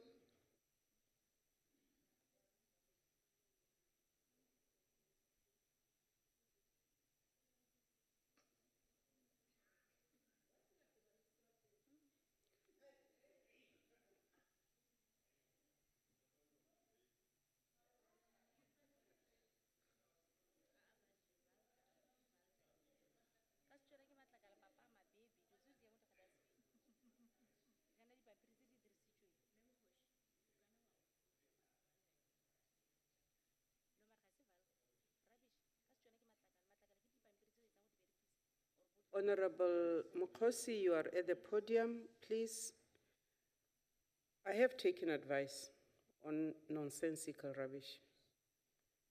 I am also adding another point on the reference to the president as Zuma. On the second one, Honorable Mokosi, we have had a whole week where we have insisted that the president of South Africa must be addressed appropriately in this House. On the second one, I wish to caution. In the recent deliberations in the National Assembly, and also during the joint sittings, we have had cause to take advice on the use of the word rubbish. I want to give a caution to the Honorable Mokhosi. On the face of it, it would seem to me that precedence was set in the National Assembly that the word rubbish is not unparliamentary. But if you listen to the use of the words, and it does give a very negative sentiment, which does not just reflect on the person of the minister, but also does leave a little bad taste. So my caution, Honorable Mokhosi, is to desist from using such a word. Thank you, Chairperson. Continue, please. With a budget allocation of 30.54 billion for the 2016-2017 financial year, the department is seriously incapable of dealing with the housing backlog in this country. In 1995, 1.4 billion shacks or informal dwellings remained in the country. This represented 16% of the 9 million households in South Africa at the time. In 2014, the census showed that the number of shacks and informal dwellings had increased to about 2 million. We have more shacks now, 20 years after freedom, that we had during apartheid. Research indicates that the country will need about 800 billion to eradicate the housing backlog by 2025. This includes the amount of money government will have to pay to white landowners to acquire land to build houses. It is partly for this reason the EFF want to expropriate land without compensation, landowners who got to own the land through violence perpetrated against black people. It is also for this reason that our municipalities will be at the forefront of housing delivery after we win local government elections in August. The EFF's People Municipality will abolish all forms of informal settlements and dwellings and provide adequate human settlements for all. The EFF's People Municipality will build spacious quality houses, and all these houses will have divided rooms, kitchen space, sitting room, and a minimum of 2 bedrooms. The EFF's People Municipality will upgrade apartheid-era hostels into family units. The EFF's People Municipality will regulate and subsidize rents in areas. Chairperson, can I have your protection, please? Please continue. The EFF People's Municipality will provide housing stands with all basic services and allocate them for free to people who need to build houses for themselves. The EFF's People Municipalities will use municipal land to provide proper human settlements for all. In areas that are congested and most people need to reside closer to work, the EFF's municipality will build multi-story residential complexes. All the EFF's municipality housing allocation lists will be made public and priority will be given to people with disabilities and old age indigents. We therefore call on South Africans to reject the ANC at the local government elections in August and vote the economic freedom fighters, our people's last hope for sustainable housing vision. As for the water and sanitation, we reject this budget vote because this department is led by a minister who only claim to popularity is a commitment to defending the corruptible President Zuma with her behinds. But more fundamentally, we reject this budget vote because it does not infuse any new energy, does not offer any new thinking, and offers to new solutions to the perennial problems of water and sanitation in this country. Please take your seat. Honorable Mutara. Thank you, Chair. Chair, you've just ruled that no speaker must use language that reflects negatively on the person of a member of the House. Honorable Mokhosi says the minister's claim to popularity or claim to fame is through I can't even repeat what she said, but I'm sure, Chair, that you heard. Thank you. Honorable Mokhosi, it is not a point of debate. Don't rule on my behalf, Ntatim Tilling.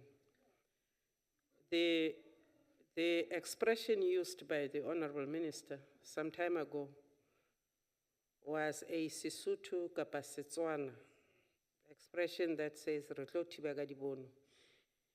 Literally, it is what Me Mokhosi is saying. But in fact, because ke Motswana, she knows exactly what it means. And it is an idiomatic expression which does not mean that people are walking around with their exposed behinds. So I am again going to say, Mokhosi, control your language, stick to your text, control your language, because you are taking what she said months ago out of context. Continue with your debate.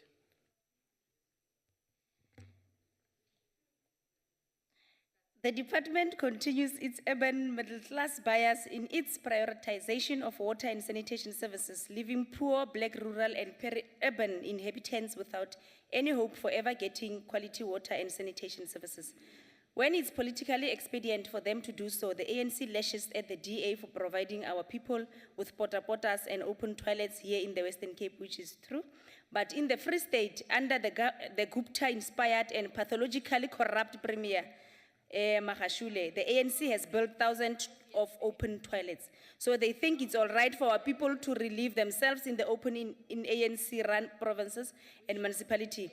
But not so okay when it's done by their partners in crime, the Democratic Alliance.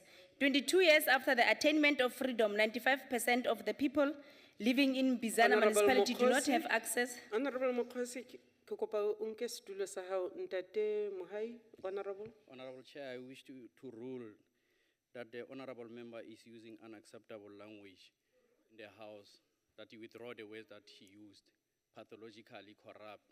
It requires a substantive motion to raise this. Honorable Mokhosi. Honorable Mtileni, who said you must speak? Is that a point of order, Ndate Faba? Yes, Chairperson. What is your point of order? Chairperson, the Speaker said that the ANC and their partners in crime. Now, we are not partners in crime with the ANC. We leave it to them, please. If she can please just take that back. Honorable Faba, you probably thought, order members, order.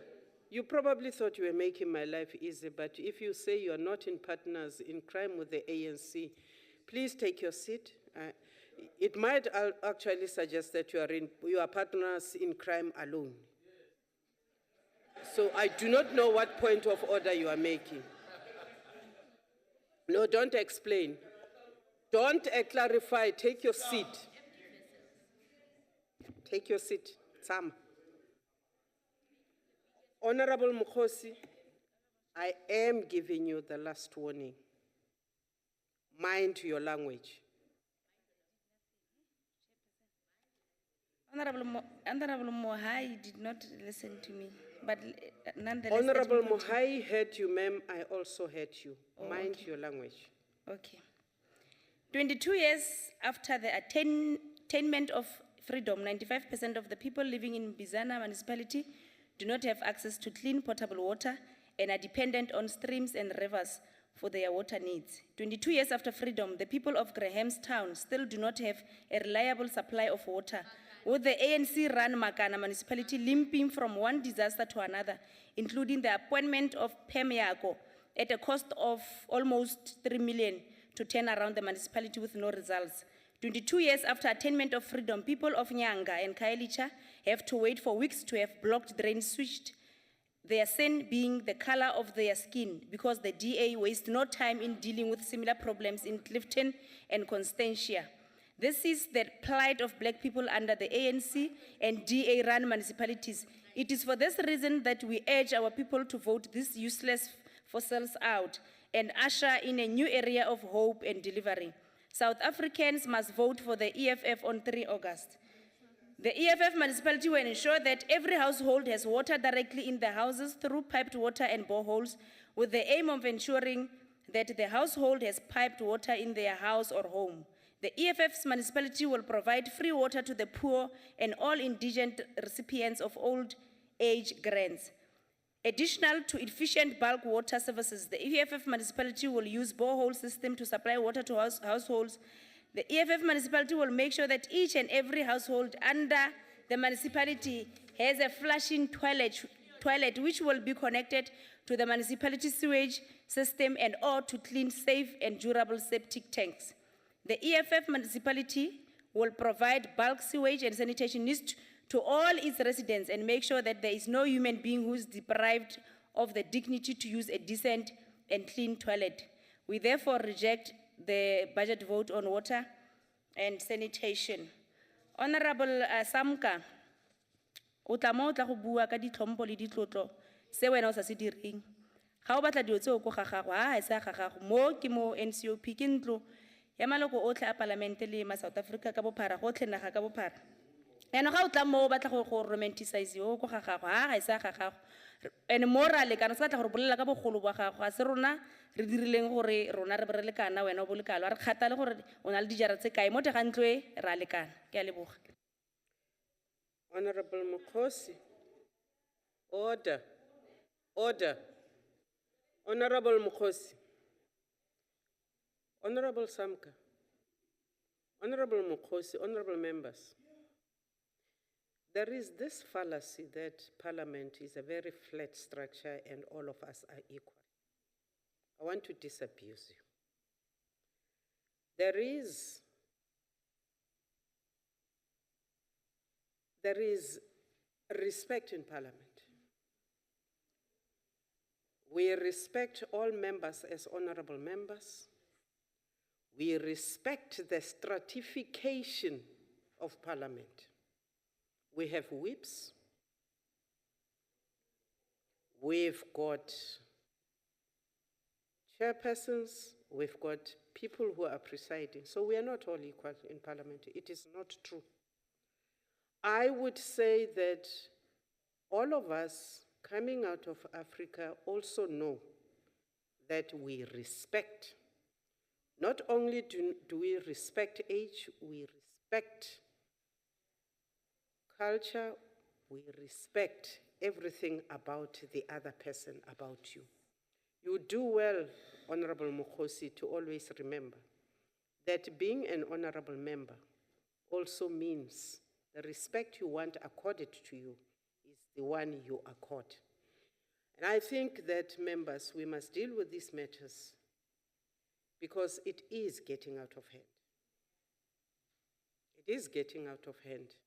I have protected you when members of this House have referred to your youngness to say she is an honorable member. I am also going to insist that the older members of this House respect they deserve from you too. We are continuing, members. The Honorable Maseko is the chairperson of Human Settlements in the Western Cape.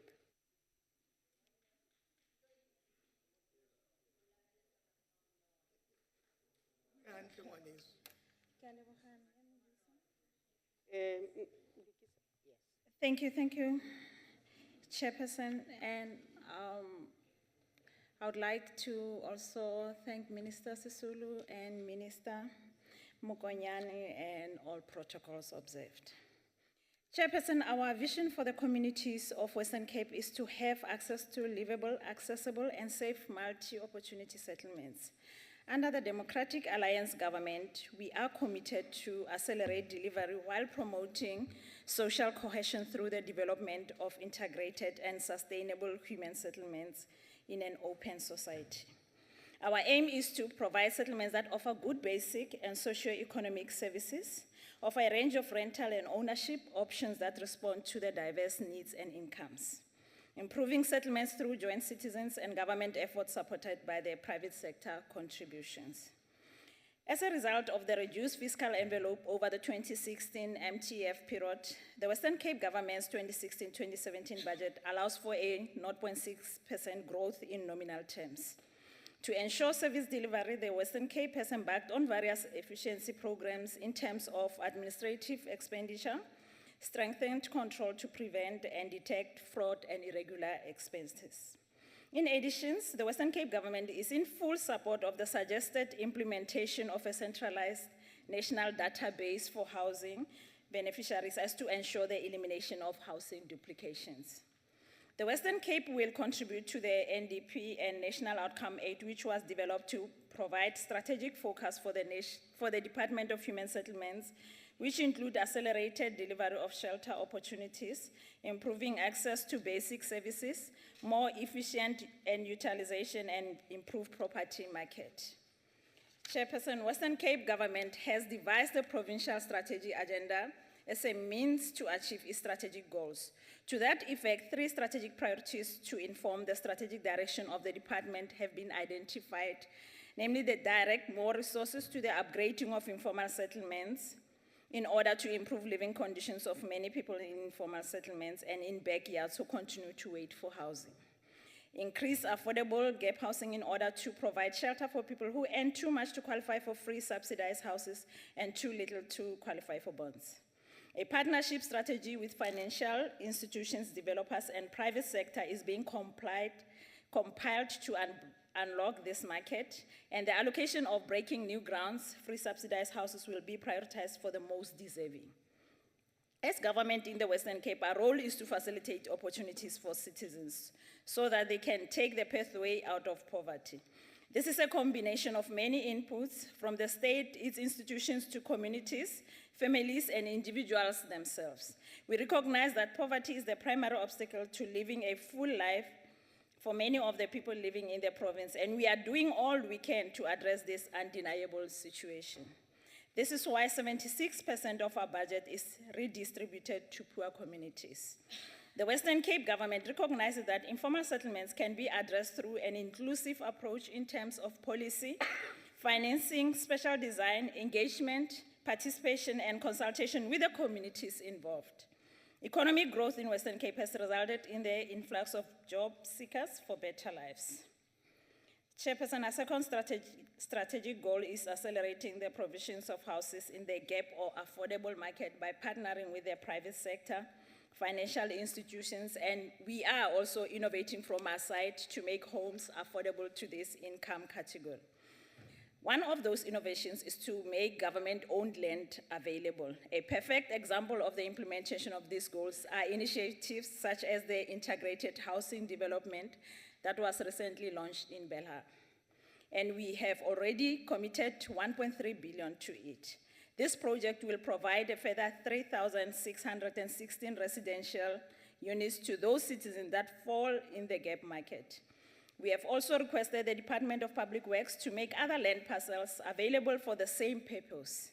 One of the important conditions on these land parcels is to ensure that between 40% and 50% goes to the HDIs, which will yield about 300 fleece opportunities. This is in addition to 4,628 opportunities on fleece alone in various areas. The Western Cape government's third goal is in line with the National Minister Sisulu's strategic goal, which is the tightening of screws on the previously skewed housing allocation. We have a moral obligation to ensure that this anomaly is corrected. We are doing this by prioritizing those with special needs. During her State of the Province address, Premier Zille spoke about our 8 game changers in the province. One of those is the Better Living Challenge. Under the leadership of Bongicosi Madikizela, Minister of Human Settlements in Western Cape, construction of the following Catholic and provincial priority project is planned to begin for the 2016-17 financial year. George Municipality Catholic project, which includes Tembaletu, Wilderness Heights, Saferfontein, is estimated to yield 12,465 housing opportunities at a cost of 2 billion rand. Transhex project in Breda Valley Municipality, estimated to yield 7,300 opportunities at a cost of 1.2 billion. Flakeland project in Drakenstein Municipality, estimated to deliver 3,260 opportunities at a cost of 550 million. Forest Village in City of Cape Town is estimated to deliver 4,600 opportunities at a cost of 730 million as a contribution to the Southern Corridor. Phase 2 of Bella CBD will also commence in the upcoming financial year. The Western Cape government, in collaboration with its partners, will purchase additional land and provide additional funding for bulk infrastructure in order to fast-track these Catholic and provincial priority projects. To ensure that our values of freedom, fairness, and opportunity are realized, we will house, empower, and employ the people of our province. In order to deal with racism and racial differences in our country, we have to, among other things, deal with the structural inequalities of our economy. This we can do by empowering historically disadvantaged individuals and make sure that they become key players in the built industry.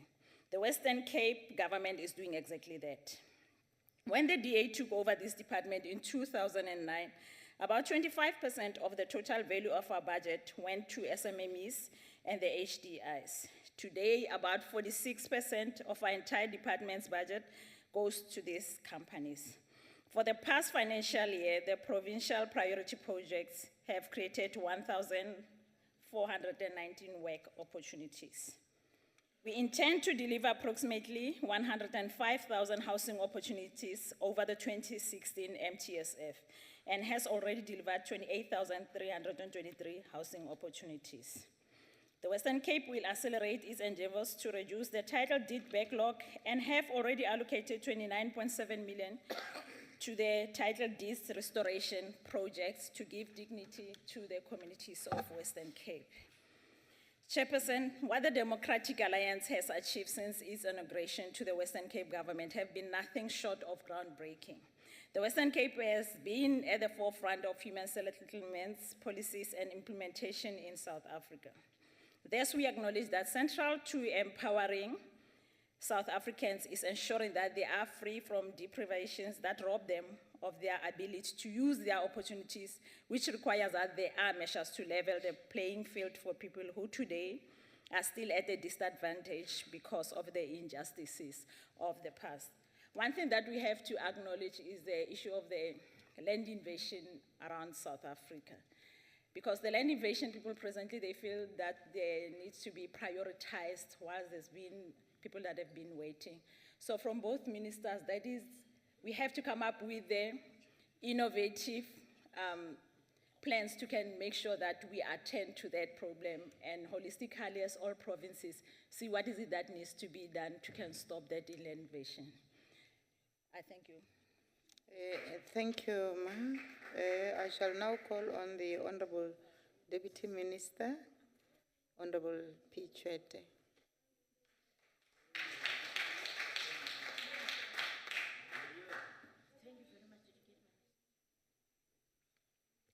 Thank you very much, Presiding Officer, Minister of Water and Sanitation, Minister of Human Settlement, Deputy Minister of Human Settlement, honorable members of Parliament, honored guests in the gallery, ladies and gentlemen. Today is yet another day to stand before this House to present this budget that will be a great contributor in changing the lives of many South Africans who in the past were discriminated against. It is common knowledge that women in our rural areas still walk long distances, fetching water in unprotected river sources to secure daily household water. The urban area sanitation was provided through public toilets, whilst water was fetched from communal taps. It is our conviction as a department that water be secured, stored, and distributed to all our communities. Each household will be provided with decent toilet facilities, and packet system will be totally eradicated in formal settlements. Honorable Chairperson, the department is also targeting youth and learners as part of the transformation agenda that we are driving. This is driven through our internship program, binational exchange program, municipal exchange, and learnership programs. We draw our learners from all provinces in the country, and some of them are currently out of the country with sharpening their skills in the water sector. The youth in all our provinces also alternate in their participation at the Stockholm Water Week in Sweden, which tests the future engineering minds globally through our water technology projects at high school level. South Africa already won this competition 3 times. This can tell that the future of water and sanitation is bright. Currently, we are working very close with municipalities in upgrading and building water treatment plants and wastewater works. Business working with department has also connected 5 schools from different provinces with the latest technology. These schools are in the Free State, Eastern Cape, Gauteng, KwaZulu-Natal, and Western Cape. The department will continue to educate schools about water conservation, sanitation, and promotion of water sector careers. The department is setting up water and sanitation community forums. 77 of these have been set up in the 21 district municipality. In addition to the forum, we have established a water and sanitation hotline. The toll-free number is 0800 200 200, and the SMS number is 45174. The public can now access information and register water and sanitation service challenges.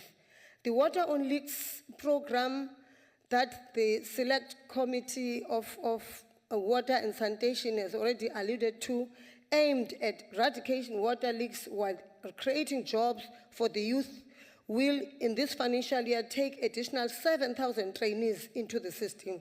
The 3,000 trainees that were part of 2015 intake will be placed in local training institutions.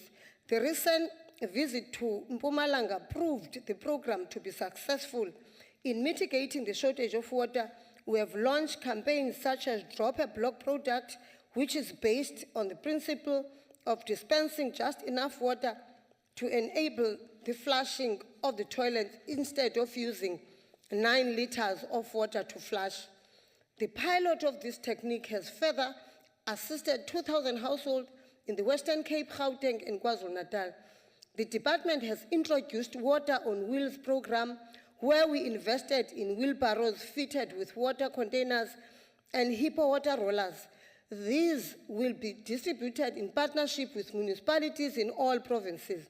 On the other hand, the department has reprioritized more than R500,000 rand to provide water, protect natural springs, and refurbish boreholes in response to the drought. Honorable Presiding Officer and members, we require this budget to achieve our goals, and hence it is important to support this budget, vote 36. Xa ndivala mandenze ilizwi lombulelo kungqongqosha uNomvula Mokonyane ngesikhokelo sakhe. Uchairperson we-Select Committee wamanzi, ndiyabulela nakuye.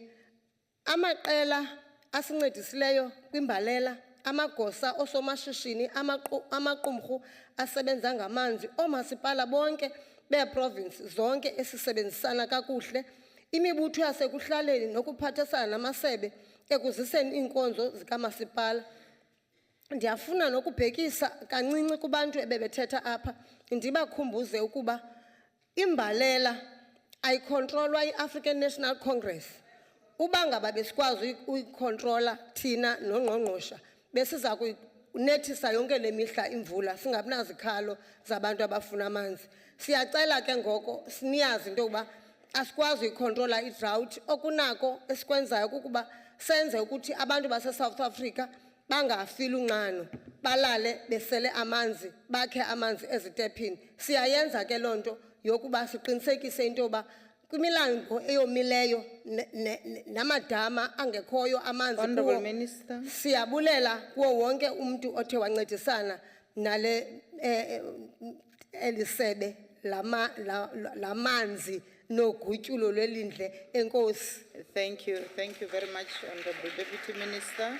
I shall now call on the Deputy Minister for Human Settlement, Honorable Z. Goda Fredericks.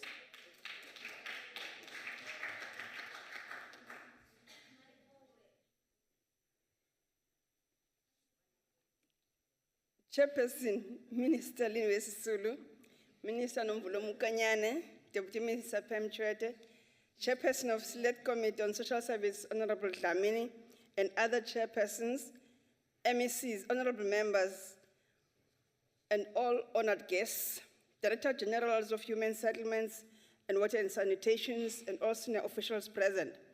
Allow me to greet you all this afternoon. May I also pass my condolences to Matthew Apoli's family on the sad passing of their beloved son. This budget vote debate is taking place at a time when we are marking milestones in our history, namely the 40th anniversary of June 16 uprising and the 60th anniversary of the march of 20,000 women to the Union buildings. As a government, we have taken these historic moments very seriously. That is why we have a youth build and a youth brigade program, whose objective is to make sure that young people continue to build on this legacy as we build young contractors. On the women front, we have the Women's Build program, which aims at building 1956 units in each province. We also set aside 30% of the capital budget for women contractors. Siyaxoxa. It is important to note that government has made significant strides in the area of provision of shelter to those in need. To date, we have delivered over 4.3 million houses and housing opportunities.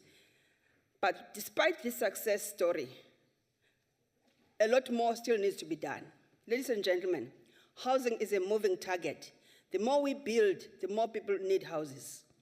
One of our important delivery instruments is the Enhanced People's Process, the PHP. This important housing program affords communities a chance to participate in the building of their own houses, and the product is much better when communities take ownership of the projects. Research has also shown that this program is an important tool in forging and enhancing social cohesion. The research further shows that most of the houses built through this program are never sold, as people have contributed sweat equity towards the construction of their own homes. We have also said in many budget votes that housing cannot be responsibility of government alone. We need to forge partnerships with private sector, CBOs, NGOs, and most importantly, the beneficiaries themselves. The implementation of PHP is in line with government's vision as well as National Development Plan, both emphasizing the need to adopt a people-centered, active citizenry approach in delivery of services.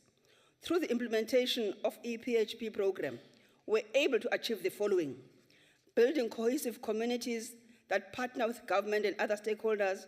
People are beginning to take charge of their own development. Enhancing local economic development will continue to capacitate communities in this process. And the end result of this is building community assets. The delivery of the program has enabled the department to enter into collaborative partnerships with implementation partners in order to fast-track delivery of houses. Houses built through PHP are bigger and of good quality.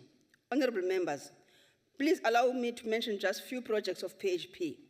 We have one in KZN, the Vulindlela, where our target is 25,000 units. Through this program, we've already have 13 human settlement cooperatives, which are established, varying from construction, transport, steel fixing, window and door frames, and brick making. And 2,000, 3,000 temporary jobs have been created. In Mpumalanga, 8,000 units have already been delivered through PHP, and local contractors were utilized, creating many jobs. In the Eastern Cape, units were delivered through the Federation of the Urban Poor, FEDUP, and South African Development Alliance. The project is led by women and local contractors. The finishes were top of the range, and this included installation of ceilings and illumination windows. All units had aprons and gutters. One beneficiary with a talent in gardening and landscaping established food gardens and is landscaping all houses. Here in the Western Cape, in Venda Hill in Rondevlei, we have a beautiful PHP program driven by women. This was an informal settlement, but it has changed to be a community. And we handed over a house to Kumama Sarah Sass, a 92-year-old who was a homeowner for the first time. Lavender Hill, Northwest Province, 190 units were delivered, and 10 human settlement cooperatives were also formed, also established by women. Beneficiaries were trained on construction skills, topped up subsidy, topped up the subsidy through their savings. And instead of building the 40 square meter that we deliver for housing, they built 50 square meter units, which means Abuka units. Another area which we think it's important to mention as human settlements is that of professionalizing of the human settlement sector. As a department, we have continued to make strides in enhancing the capacity initiatives in this sector by negotiating high-level strategic partnerships with national universities to support the professionalization drive. During the past year, the department has entered into partnership with the University of Fort Hare by launching a Bachelor of Science in Human Settlements degree. The degree focuses on social facilitation as key specialization academic stream. Since its launch, the university has enrolled 100 students on this program. The department has also partnered with the University of South Africa, the largest university on the African continent. This partnership with a leading distant learning institution in Africa is a game changer for human settlements education program. It opens doors to mass-based and affordable education, particularly in human settlements. From 2016, UNISA will be offering a Bachelor of Administration in Human Settlements degree. It is now for the first time possible for mid-career professionals to take up a 3-year program via online distant learning. A significant step has been undertaken by the, we're almost there, okay. Lastly, I just want to congratulate the University of Fort Hare because we have partnership with them as well. I want to congratulate them in celebrating of their 100-year celebration tomorrow. I thank you. Thank you very much, Honorable Deputy Minister. I shall now call on Honorable Councillor Gira Mayor from Salga.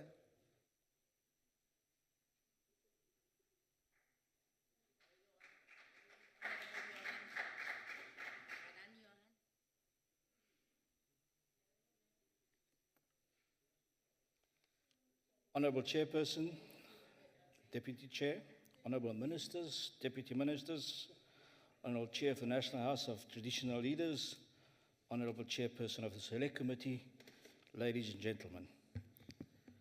Chairperson, I today have the privilege to speak on matters that has been my passion for many years. As you are aware, in December, Salga will be celebrating its 20 years of existence. The journey to date has not been easy, but in the major strides have been made in this period, taking local government forward. Key amongst the progresses, of course, is Salga's representation in this House. There's undoubtedly some good stories to be told, one of which is the water and sanitation policy, a fiscal and legislative framework which was adopted in 1994 and which is yielding results. There can be confirmed by recent reports released by Salga and the Water Research Commission that affirm that 88% of South Africans believe their tap water is safe to drink, and that I think is commendable. Further, the municipal benchmarking report also confirms an upward trend in the reduction of backlogs, a steady increase in operations and maintenance, and lastly, improved financial management. These positive improvements signify confidence that the sector is in good hands and heading in the right direction. However, there are a number of stubborn challenges that do persist. These include failures in some municipal wastewater facilities, and those municipalities need to be assisted, and poor asset management and inadequate investment in operations and maintenance, and the theme carries through. When it comes to infrastructure investment, Honourable Chairperson, the current drought being experienced by various provinces and municipalities poses a threat and risk to our ability to supply water services to, amongst others, the most vulnerable of our communities. We have observed its impact on farmers in the agricultural sector and acknowledge such have dire effects on food security and jobs. In this regard, we appreciate the intervention and support by the Department of Water and Sanitation, non-governmental organizations, and the private sector. I personally live in an area that is agriculturally based and as such heavily dependent on water. we actually have irrigation dams that are bone dry for the first time in history. However, we are encouraged and appreciate comprehensive plans and investment in the bulk infrastructure services across the country. The rollout of such infrastructure is key to mitigating the drought risks, accelerating service delivery, unlocking growth and development, and propelling local economic development. However, we are worried about the lack of large-scale infrastructure development, specifically in Northwest and Mpumalanga provinces. These provinces have shown a decline in consumer confidence in service delivery, and the reliability of water services is erratic. However, we also heard this afternoon that there are certain very positive things coming from Mpumalanga, and that delights me tremendously. Some form of interventions will be required, however, and I think the will is there to do it. Peer learning on the operational side is of critical importance to SALGA, and SALGA is also instrumental on that score with numerous cases to prove it. Water and sanitation revelation. The finalization of the National Water and Sanitation Bill and the Sanitation Policy Review is welcomed. SALGA made an input on the published policy, and we look forward to the outcomes of the final policy. The water and sanitation revolution that seeks to bring about a paradigm shift in the delivery of water services is noted. In moving forward, it will be important for the department to engage relevant stakeholders in defining the revolutionary approach of the program and its intentions, including the scope and the scale of what we want to do, and that to be in more detail. SALGA is always available to engage further on this initiative. Quite a few things have been said here this afternoon about the bucket eradication. To me personally, I see this as one of the most basic human being dignity factors. To me, it is inexcusable that it is not available to every South African. The eradication is something that we should really work on. It is close to my heart, and I think all spheres of government should really endeavor to get on board with this. I'm glad to notice Dr. Sokopa here in the gallery. I spoke to her in October last year specifically on this matter at a meeting in Stellenbosch, and she was on the same page as I that this is something that we should address on a national basis. Unfortunately, we all know that we must be realistic and admit that as long as we have informal settlements, a form of bucket system will be part and parcel of our lives. This unfortunately also brings forth its own set of problems in our stormwater systems, and that is something that we have to have a look at. Water conservation and water demand management is something that I am passionate about. Honourable Chairperson, one of the stubborn challenges that continue to give municipalities and the sector as a whole sleepless nights is non-revenue water. That is money we're talking about going down the drain, literally. Efforts to reduce such at municipal levels are yielding results, but not at the desired intensity. In this regard, SALGA has been lobbying National Treasury to introduce renewal of infrastructure as part of local government infrastructure grant review process. An agreement has been reached, and that I'm glad of. Together with initiatives from the department and the private sector, this breakthrough is anticipated to yield welcome results towards the reduction of water losses in the foreseeable future. Once again, simple things like replacing tap washers in private homes can yield amazing reduction in water losses. This can be achieved by even the smallest municipality in our country. And speaking of my own municipality, we started on an intense program in 2000, and 16 years later, we've an estimated saving of 790 million rand in water losses alone.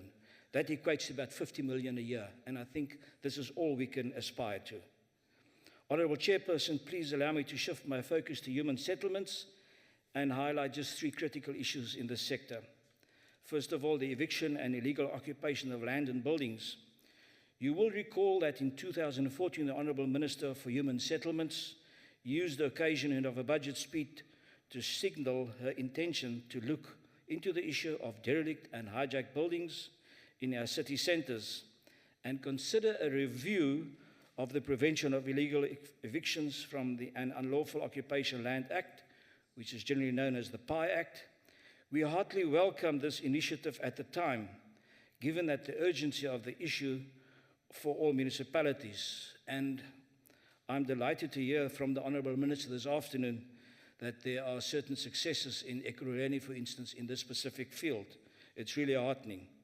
Last year, we undertook comprehensive consultation with our municipalities on serious challenges they face with land invasion and evictions, with the aim to develop proposals to address these thorny issues.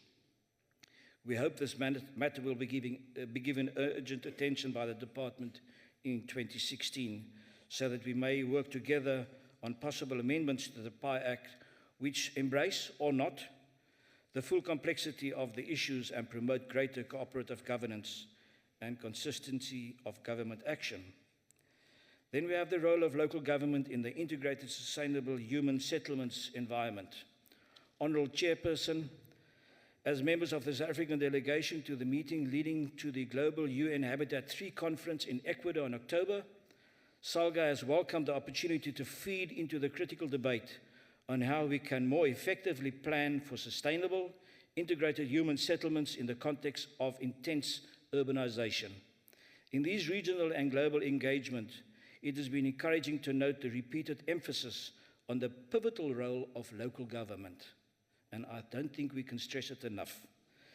Our involvement in this global agenda-setting process has reminded us that decentralization of planning and delivery of integrated human settlements is not only a key element of our own national development plan, but recently approved integrated urban development framework and the Breaking New Ground policy, but it is also emerging as an international consensus. We are thus reminded how important it is that we continue our pursuit of decentralization of built environment, functions of local authority. We have demonstrated track records as effective implementers. This project must be effective. Councillor. Thank you, Madam.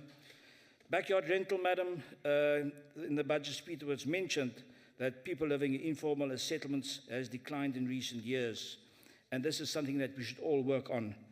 In conclusion, Madam, I would just like to say it will be of paramount importance for SALGA and both the Department of Water and Sanitation and the Department of Human Settlements to forge strong partnerships with incoming councillors. In expediting this process, SALGA, in collaboration with the department, has jointly developed a 5-year councillor induction and development program. Your time has expired, Honourable Councillor. I thank you, Madam. Thank you very much. Chairperson of Human Settlement, Langisa Makaula.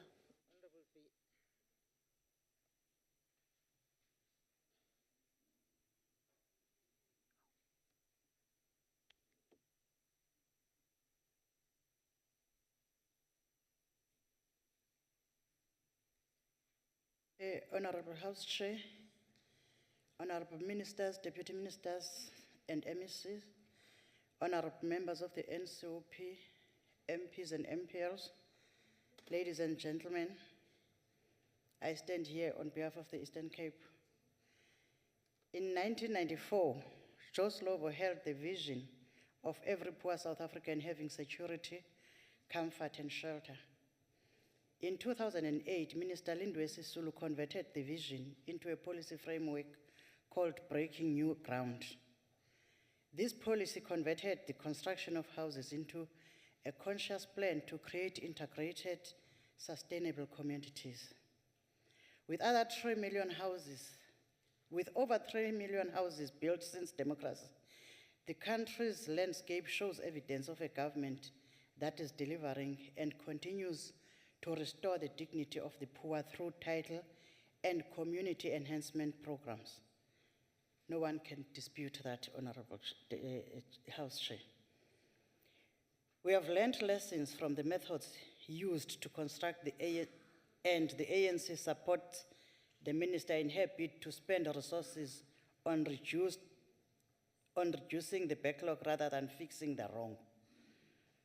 Not merely saying that fixing should be done away with, but fixing the wrong should be done away with, but merely saying that more effort should be put on reducing backlog. We have observed as the ANC that the department is making strides to encourage integration of various departments and relevant stakeholders to develop whole communities. We see more schools, more clinics and community centers in new neighborhoods. We further observe with interest the approach of Catholic projects and encourage the department to fast-track this process. However, not create an expectation of dependence on government, but private sector investment that will be supported by public coordination of infrastructure. Of concern to the ANC that the department must focus on are the following areas: beneficiary administration, as the Honorable Minister had alluded to, title deeds backlog, and the need to hand over happy letters together with the title deed in the new projects. Informal settlement upgrading, appropriate land use to ensure that the poor are able to be located close to economic opportunities, and gap housing. While there are many issues that require attention, we encourage the department to choose its priorities and get those issues right rather than trying to fix everything. Rome was not built at once, it was built step by step. Therefore, our support will be for a strategy that is clear on what can be done with the limited resources available. Furthermore, the department that is led by the minister must give direction on the issues listed above. We are encouraged by the matters close to the heart of the Deputy Minister and thank her for championing women empowerment and addressing the plight of the military veterans. As Eastern Cape, we encourage provincial departments to enter the Governing Begi Awards to showcase the good work of the departments, and that we learn from the pockets of excellence that are in some provinces. We appeal to the minister not to tolerate under-expenditure and poor financial management. We note with concern the unrest leading up to elections and advise the department to be vigilant on unrest regarding housing, to distinguish what is real and help the communities to deal severely with those who cause chaos to exploit government. Our provinces and communities will support you, Honorable Minister, to improve the lives and also hold you to account when you fall. Together we can do more. When I conclude, Honorable House Chair, let me not fail to acknowledge and thank the Minister of Water and Sanitation and her Deputy Minister for the hands-on approach to improving bulk infrastructure and encourage their plan to work together with human settlements. As ANC in the Eastern Cape, we support the budget vote. I thank you. Thank you very much, Honorable Chair. I shall now call on Honorable S.U. Mohapi, who will speak on behalf of the African National Congress.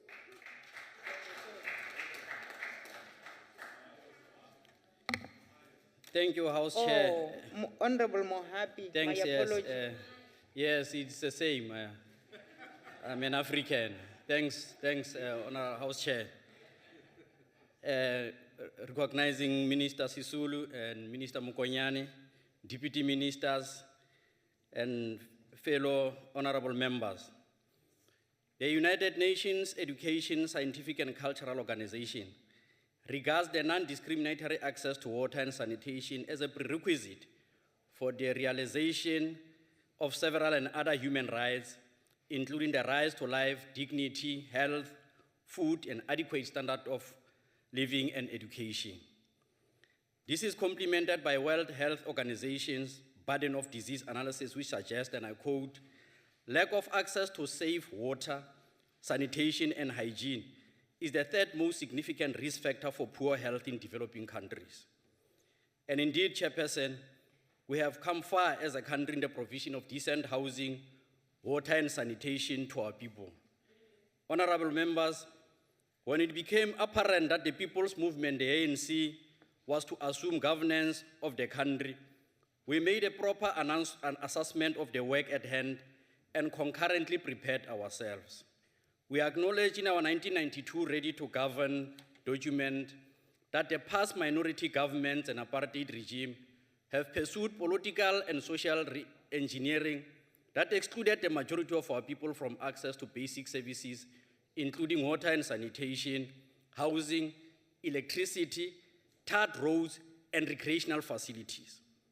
As we assumed governance, we already knew the status of our people's access to water and sanitation, which the Reconstruction and Development Program reflected that about 12 million people have no reasonable access to water, and about 21 million people have no reasonable, 21 million do not have adequate sanitation.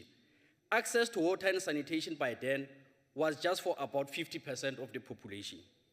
The ANC set target to supply 20 to 30 liters of clean water each day to every person within 2 years, and 50 to 60 liters of a day within 5 years from a point of no more than 200 meters from their dwellings, and towards ensuring that all homes have sanitation and refuse collection within 2 years.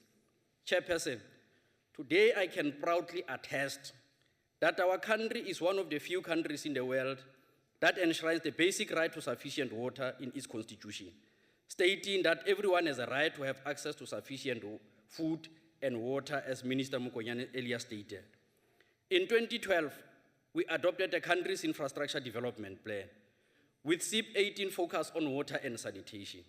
SIP 18 articulate government vision and plan to address the estimated backlog of water supply to 1.4 million households and sanitation to 2.1 million households over the next 10 years.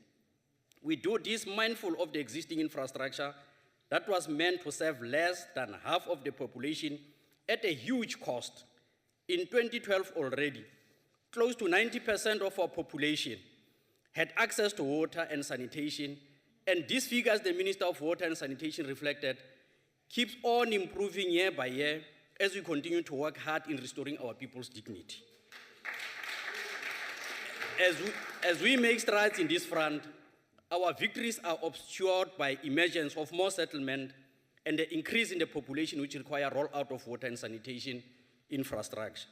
We, however, look back with pride also that in the Free State, almost all proclaimed settlements have access to water.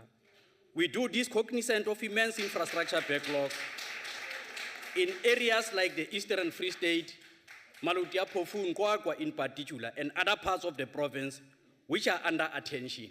We say in the ANC, we do not claim easy victories and tell lies, as Amika Cabral says. As you alluded, as honorable ministers have alluded, this budget is tabled amidst an unfortunate situation of drought that has engulfed the broader sub-Saharan Africa, with the Southern Africa highly affected. This comes also at a time when studies after studies estimating that the demand for water in South Africa will exceed supply by 2025 if nothing is done to supplement current water resources. Is there nothing done, or the government is engaged in hard work in ensuring that it mitigates against this situation? Your very new department, Honorable Minister, has indeed heeded the call and continued to spend on alternative measures for saving and harvesting our water resources, and indeed continue to pump billions toward ensuring water security for our people. It is a well-known fact that water scarcity in many instances is also intertwined with issues of poverty, and indeed unclean water and lack of sanitation are a destiny of poor people across the world. As the ANC, we are engaged in turning around this situation. We agree with you, Minister, when you say Investment in water is investment in stability of our country. We welcome the announcement that the Free State and the National Department have embarked on a new project for the construction of water pipeline for Harib Dam, from Harib Dam, that will secure and strengthen water supply to various towns in the municipalities in the province and other towns in the Harib district, particularly in Mangaung. This intervention will go a long way in ensuring that we address the backlog of the bucket eradication in the Free State, which the Free State was the worst affected province. Chairperson, the fact that the Free State has been affected by low rainfall and severe drought, which has a negative bearing on water resources in the province, various regional bulk water schemes and sanitation projects are being implemented in these districts that I've alluded to, and we will continue to work with the national departments in undertaking our oversight work to ensure that this is realized. Honorable Chairperson, on human settlements, the ANC policy perspective on human settlement is well summarized in its 2014 January 8 statement. This statement coincided with the release of the ANC 2014 to 2019 election manifesto, and it says, bold programs will be implemented to promote better located mixed income housing projects, improving housing conditions for the poor in all informal settlements, for unlocking well-located land, especially state land, for affordable housing. Amongst these are the provision of 1 million housing opportunities for qualifying households over the next 5 years, promoting the integrated transport and accelerating the rollout of infrastructure in rural areas and informal settlements. This will be accompanied by further provision of basic services and infrastructure in existing informal settlement and connecting additional homes to the electricity grid. The ANC is committed to accelerate provision of basic services and infrastructure to all informal settlement. The ANC has undertaken to improve living conditions through programs that provide 1 million housing opportunities for qualifying households in the next 5 years. In this regard, informal settlements must be formalized and basic services must be provided to them. Honorable Chairperson, the Honorable Minister Sisulu has shared considerable progress in this regard. Significant strides has been made by the ANC government in delivering 4.3 million houses since 1994, benefiting more than 20 million people as stated. An example of breaking new ground housing project located in different projects. The department has been able to negotiate for strategically located land that is in the hands of state, strategically located land. And this we must do to dispel ignorance that is prevalent in this house. Through the Public Works Department, and the land is which is also under parastatal, to be transferred to certain metros and municipalities for the construction and development of housing opportunities closer to places of employment, and that will yield more integrated settlement development. By doing so, Honorable Minister, you are changing the apartheid spatial patterns in South Africa. When you build new cities, integrated services are provided, you are making a very important groundbreaking transformation. Housing Development Agency is assisting all 9 provinces and municipalities, adding capacity for the execution of the task in contributing to a building of sustainable communities. This agency is expected to assist provinces and municipalities in the banking of land from which municipality are expected to construct services. The department is commended for improving in delivering housing opportunities in rural areas for the poor. Those who can afford small loans are being assisted through the rural housing loan. And I also want to salute, Minister, the Build Gap houses targeting those who earn less than 15,000 per month. This is a very important development. This is remarkable progress shared by our ministers. 300 billion of catalytic projects, which is translated in many job opportunities and training opportunities for our young people, is very much welcomed, Honorable Minister. This set the ANC apart from populist and anti-transformation opposition parties in this House. The progress before us dispel the myth by some amongst us, particularly in the DA, that African governments are inherently corrupt and incapable of governing. I'm proud of being an ANC government-led South Africa. We in the ANC are proud of our history, and we have defeated the racist minority regime, and we support both budget votes our African Honorable majority Mahai, stand to gain from please these take- budget please votes. take your We seat. support these votes. Honorable Mahai, go back to the podium. You still have done. 2 minutes. You done? Yes. But, Thanks. okay, Honorable Faba, my apology, he is done with the speech. Chairperson, this speaker is very clever to walk away. Because I would raise a point of order, but I don't know if he has time. Must he still Okay, sit there? Honorable Faba, he is still in the house. May I raise my point of order while he's not standing at the podium? Is it a point of order? If it is a point of order, I'm very sorry. It won't assist us. Thank you very much. Honorable Hatting, who will speak on behalf of the Democratic Alliance. Geachte voorzitter, Order, the honorable DA members. acknowledges that South Africa has made progress in the access of drinking water to our people. But these gains is rapidly reversing due to the crumbling infrastructure under the ANC's control. The DA believes that the protection of our environment goes far beyond conservation. The maintenance of environmental quality, particularly in the reduction of water pollution, is critical for human and ecosystem health. The DA's vision of an open opportunity society in which citizens have resources, power and opportunity to develop themselves and pursue their own objectives require a healthy and productive population. The vision of the department, and I quote, equitable and sustainable water and sanitation systems that support socio-economic growth and the development for the well-being of current and future generations is certainly applaudable and must be supported, just as the following statement in the strategic plan of the department. And I quote, we will spare neither effort nor strength in ensuring that we effectively transform the water and sanitation sector as well as provide quality water and sanitation to our people. But unfortunately, this is where the dream stops and reality kicks in, where the good story ends. This is where the Minister Mokonyane and her Department of Water and Sanitation fails dismally. The National Development Plan states the following, also included in the strategic plan.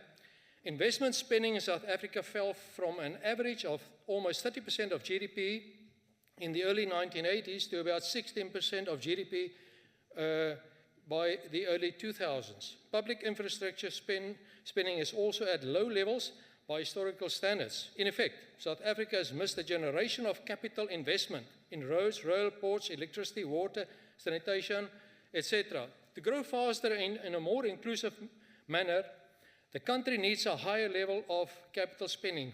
That is according to the National Development Plan.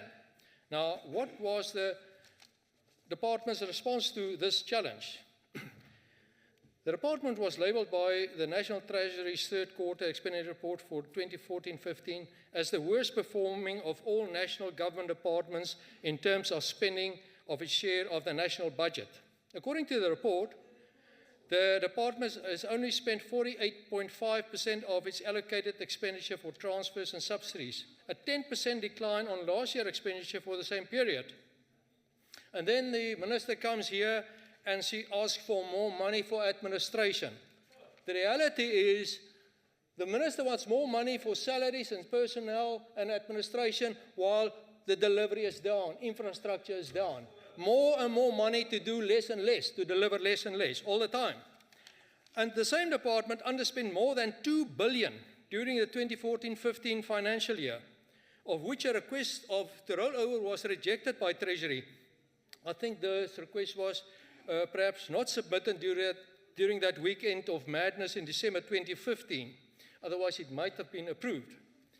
So, and after the dismal final financial performance during 14-15, and despite massive and accumulating challenges in infrastructure funding, National Treasury reduced the budget with another 827 million.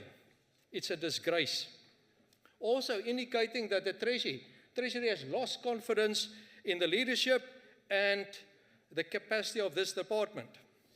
Let's have a look at the department's challenges. The state of deterioration in the provision of water and sanitation in South Africa and fulfilling the constitutional mandate of the Minister and her department.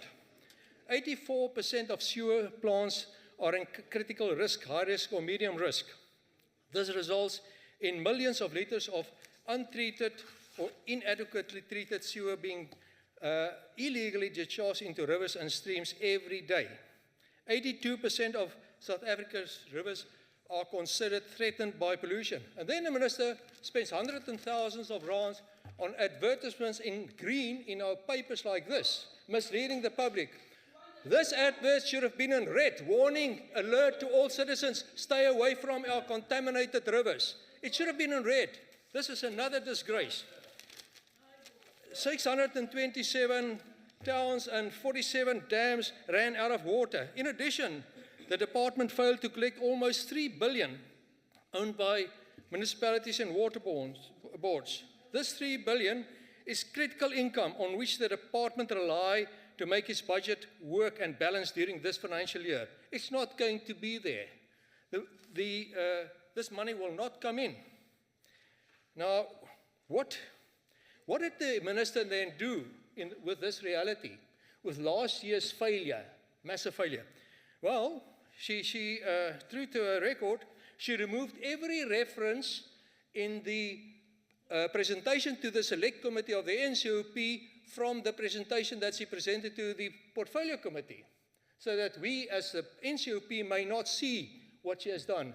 She gave us the Beckersdale treatment where she told ANC supporters, we don't need your dirty votes. That's the message she gave to this NCOP Select Committee. Now, Chairperson, the reality is that the Minister of Water and Sanitation did one good sanitation job on the way she thinks. She sanitized the presentation to hide the information from us. Now, the hiding of information of the department is nothing new, and in fact has become a trademark of the minister. The latest Blue Drop and Green Drop reports, which are of crucial importance to our nation, was hidden from Parliament and therefore from South Africa. The minister had to be forced with a Promotion of Access to Information Act by application to avail those long overdue reports. She had to be forced. She would not release those reports even after repeated requests. The reports reveal shocking status and neglect prevalent in our water purification and wastewater treatment plants, and the rampant contamination of our scarce and valuable water resources. In conclusion, National Treasury indicated this department is the worst when it comes to the spending of allocated funds. In most democracies, such a situation would have resulted in the resignation of a responsible minister. In a company with escalating costs to run a company and dwindling output, this minister would have been fired by the shareholders a long time ago. She wouldn't have had the protection of the president. Now, in addition, this failing minister has been given the massive task by the ANC to take responsibility of the local government elections. Now, it's written, no one can serve two masters. Either you will hate one or love the other, or you will be devoted to the one and despise the other. The minister has already indicated where her devotion is. On 3rd of August, the 3rd of August is bound to prove that these divided loyalties is just as harmful and toxic to the ANC as it is toxic and harmful to our rivers and our streams and to our population. I thank you, Madam. Thank you very much, Honourable Member. Honourable Nyambi.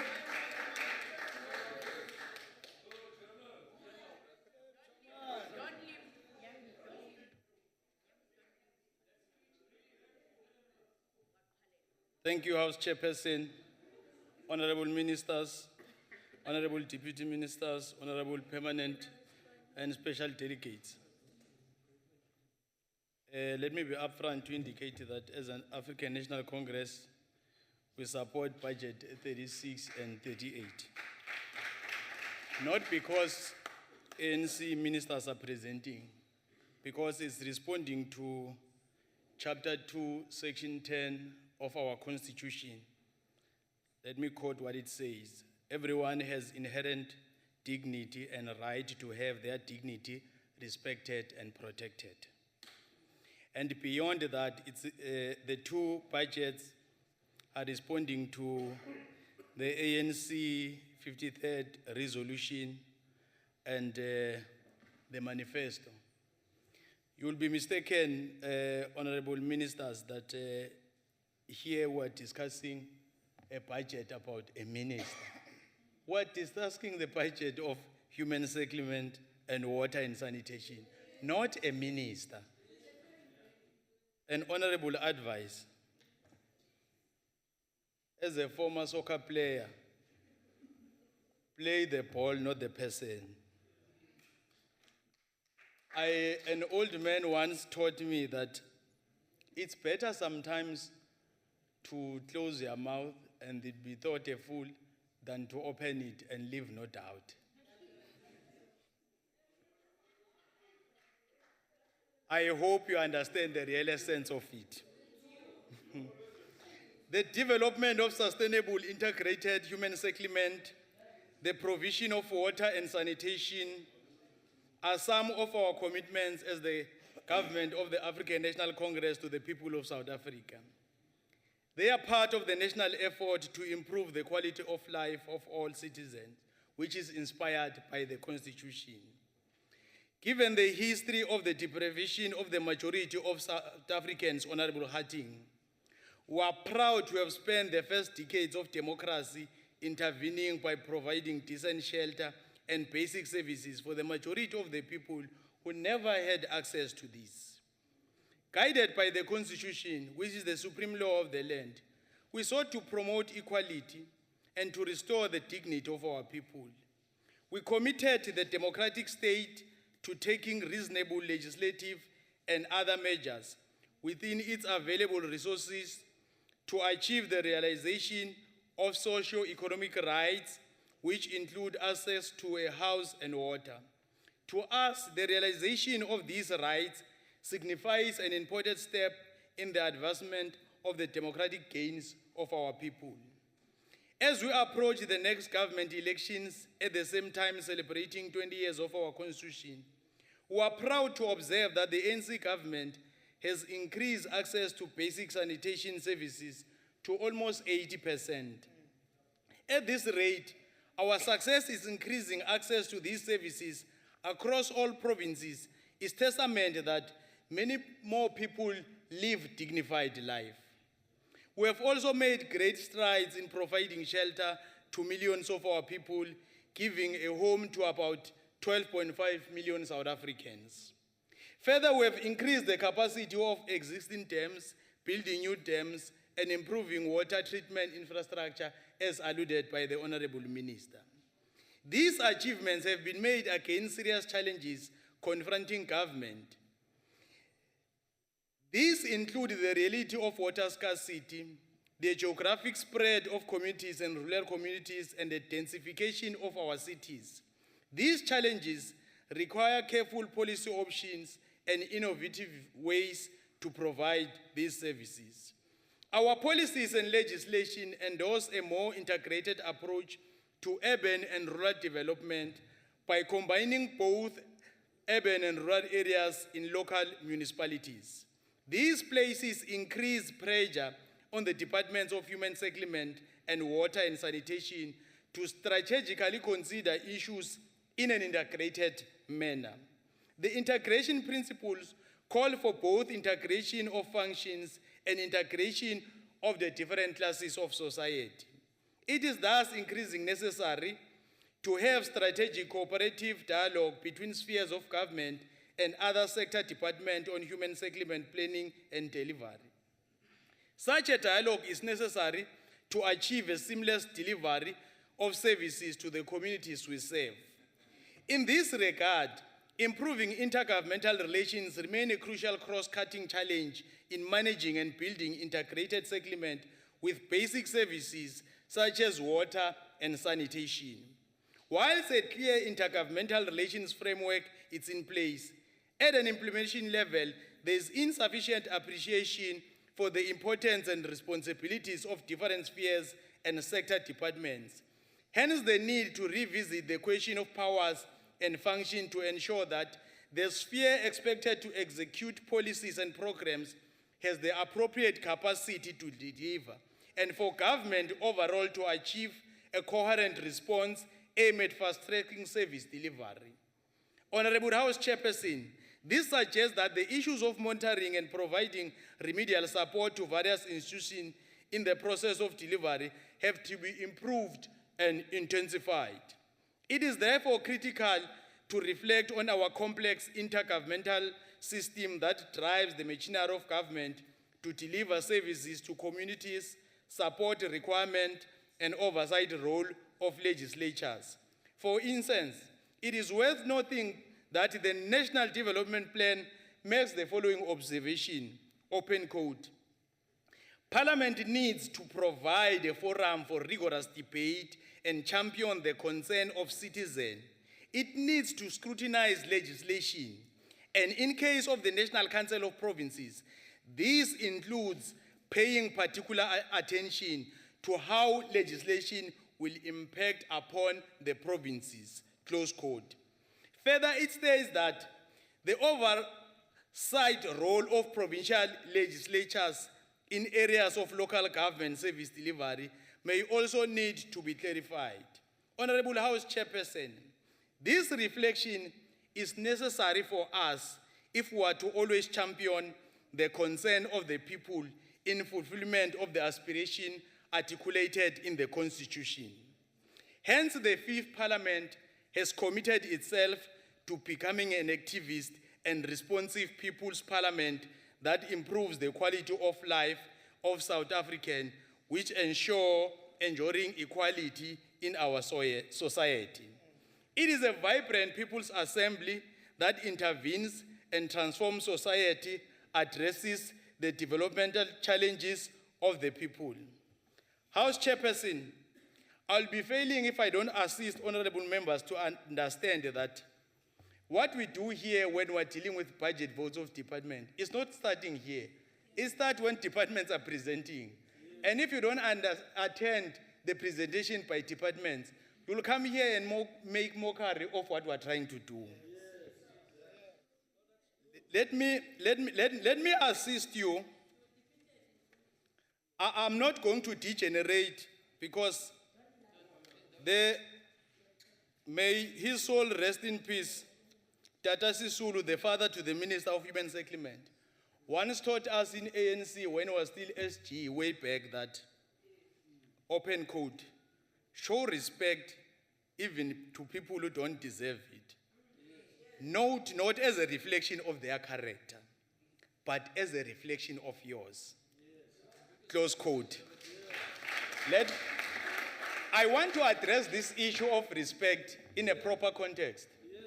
Not so long ago, Honorable House Chairperson, ngibuya enkomazi eMpumalanga, ngibodarisha iMozambique neSwaziland.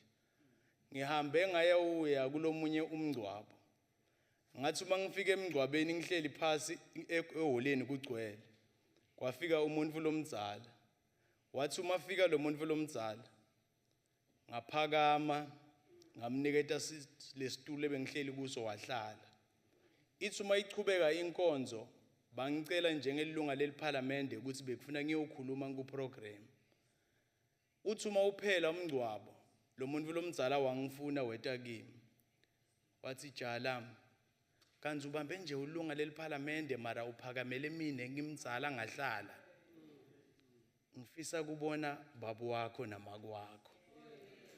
Ngamtshela ngathi babe namake sebashona. Wathi kimi lo muntu lomdzala, ukuthi hlonipha nekuhlonipha mntwana wami kwenda ukuthi lelive libe nokuthula. Lokhu ngilokuhlala kwenda ukuthi ngaso sonke isikhathi malunga alendlu ehloniphekile. Nginitshele ukuthi uma ungakhona ukuthi ihlonipha uhloniphe nebantu, kuveta lapho ubuya khona. Uma sibuka wena sithi mara utalwa ngibani Nkosi yami wenda lokho. Ngiyathemba siyavisisana. I'm from the province where the sun rises, we work harder. Honorable Mpambo Spukwan and Honorable Hatting, what a contradiction. Both ministers and deputy ministers, they are presenting a budget that is trying to address the legacy of apartheid. You are rejecting it. It means the very same challenge that they are raising, that we want to address, they're not going to be addressed because we are saying we must not approve this thing. It means those people where you'll come here and show us pictures. Tina, we don't need pictures. We live that thing. We are from these rural areas. We live that life. I'm still looking forward, House Chairperson. Order, Honorable Hatting. Order, you can't do that. I'm still looking forward, House Chairperson. Please stop doing that. La khona ngitawuthi ngivuka Honorable ekseni Hatting. ngibone umfana waka Hatting ashova libar. Ngiyaphinza futhi ngithi ngiyalifuna lelanga ngitawuthi ngivuka ngibone umfana waka Hatting. Angikhulumi ngelunga lehloniphekile lendlu. Ngithi ekhala ngibuya khona nakuleli dolobha leliduzane nami emakhaya. Ngitawubona umfana waka Hatting ashova libar ayokhala mandi. Utawusho kona ukuthi lenkinga lesikhuluma ngayo isikhungethe sonke. Letindlu lesikhuluma ngato, lamandi lesikhuluma ngawo lesifuna kuwafikisa kulabantu. Sithi thine bo minister abangabi nalo liphakelo timali, bangakhoni koncedisa labantu labahluphekayo ngoba thina sesincedzekile. I'm being reminded of an old story of a person lo wathi makusitakale yena wacabanga ukuthi sekuphelele konke wakhohlwa bonke bantu. The ANC will remain committed to improve the lives of South Africans by providing them with affordable access to sufficient shelter, safe water, and hygienic sanitation to live healthy and dignified lives. I thank you, Chairperson. Thank you very much, Honorable Namdi. Honorable Minister Sisulu, over to you, ma'am.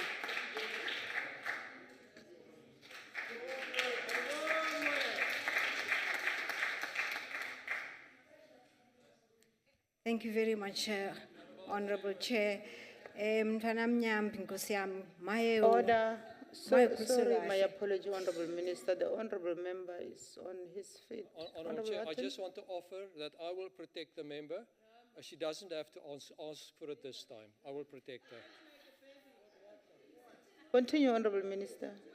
Mengithi mfana kithi ukhuliswe kahle.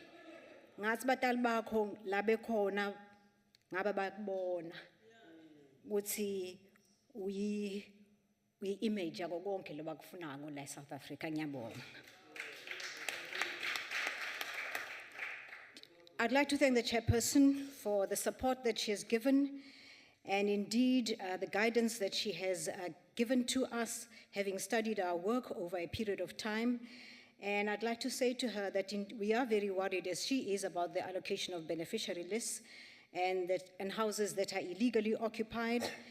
This is particularly the case, strangely, in the Western Cape. Allegations of allocations along political lines are very rife in the Western Cape. These allegations are so widespread that they were actually told to the president when he went to open the Gateway project a few months ago. We are attending to this matter by centralizing this beneficiary list to make sure that we can manage it better. Next year, when we come here, we will show you how it has rolled out from a centrally managed area. I'd like to also thank Honorable Samga for your input, and it was music to my ears that we produce such cadres as yourself in the ANC, discerning representatives. To the honorable member of Salga, yes, we are attending to the matter of the PI Act. It has just been migrated back to us. It was in Land Affairs. We've just received it about 3 months ago, and we're attending to the matter, making sure that we do not have any more land invasions in this matter. And also want to mention in this area, the concern raised by Honorable Maseko about land invasions. We will take that into consideration. Kakane Tole, Mzimchem Dasekaya, Magazi, thank you very much for your advice, especially in relation to ensuring that we mind the causes of the protest so that we can differentiate between that which is lawful and that which is instigated. Thank you very much. Honorable Mohai, what can I say? You've given an invaluable lesson to all who are here who have the ability to learn. And Honorable Nyambi, I add again, you've given the political context. Thank you very much. However, I want to take this opportunity, my father not being alive, to say to the EFF, Honorable Member, there is very little that I would say that would make sense to you, because between your ears lies a whole vacuous cavity of vulgarity.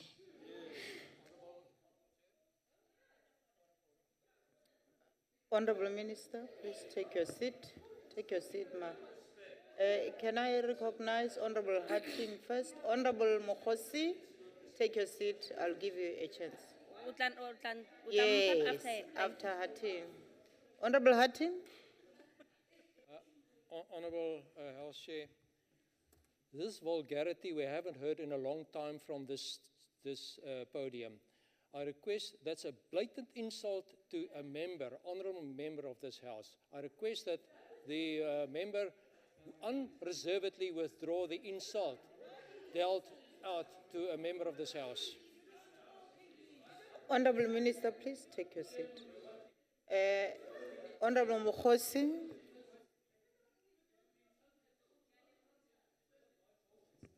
Ke a leboga modulasetilo. Ke kopa gore o re mme o dutseng ga yo o mo re o re a se ka a nagana ka se se le mo tlhogong yaka or ke kgona go utlwa eng ga ke kgone go utlwa eng. Ke a leboga. Ke a leboga. E re ke thome ka wena, Honorable Mokhosi. E re ke thome ka wena, Honorable Mokhosi. O humane chance ya gago ya debate a ke re ma. O tabo ya gabedi o taba debate o humana chance. O ka se kgone debate o dutse mo setulong. Re lebogile. Continue, Honorable Hatim. I'll check and I'll come back on the point of order that you just raised. Chairperson. Okay. Continue, Honorable Minister. I was describing what I heard. In the English dictionary, what I heard was vulgarity. Thank you very much. I want to go on to the member of the DA. I want to thank the member of the DA who's responsible for the select committee here. I found that her input was very factual and very non-partisan, and have taken into consideration what she said. The member of the DA here who stood up and indicated that we should be ashamed of ourselves because we're unable to spend money in Limpopo and Gauteng. Actually, I want to correct you that that money that was not spent in Limpopo and Gauteng, we understood as MINMAC why it was not able to be spent in those areas, and we redirected it to provinces that were able to spend it. We've kept it within the housing environment, and we've made use of it in those provinces. What you failed to mention is the shameful rollover over 3 years of the city of Cape Town. 3 years. The first year, 286 million in 2014 was rolled over. The second year, 166 million was rolled over in 2015. And 150 million rand was rolled over in 2016. This is shameful against the background of people who live in Philippi, in Xaxa, in Khayelitsha, in Crossroads, and in Langa, who are desperate for better living conditions. Why could you not use this money in this place? No wonder we have phenomenon such as pota pota, because people are actually quite certain that unless they go out and do this in the public domain, you would not understand the conditions under which you live. Finally, Comrade Chairperson, finally, Honorable Chairperson, I wanted to indicate that we in the Department of Housing have just acquired a new building, which used to be the building for the IEC, for our own offices, and we've decided to use this opportunity to name this building the Dr. Ruth Mompati Building. Malibongwe.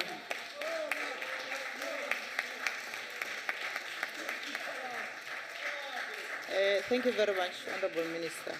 I shall now call on the Honorable Minister Mukonyane. Over to you,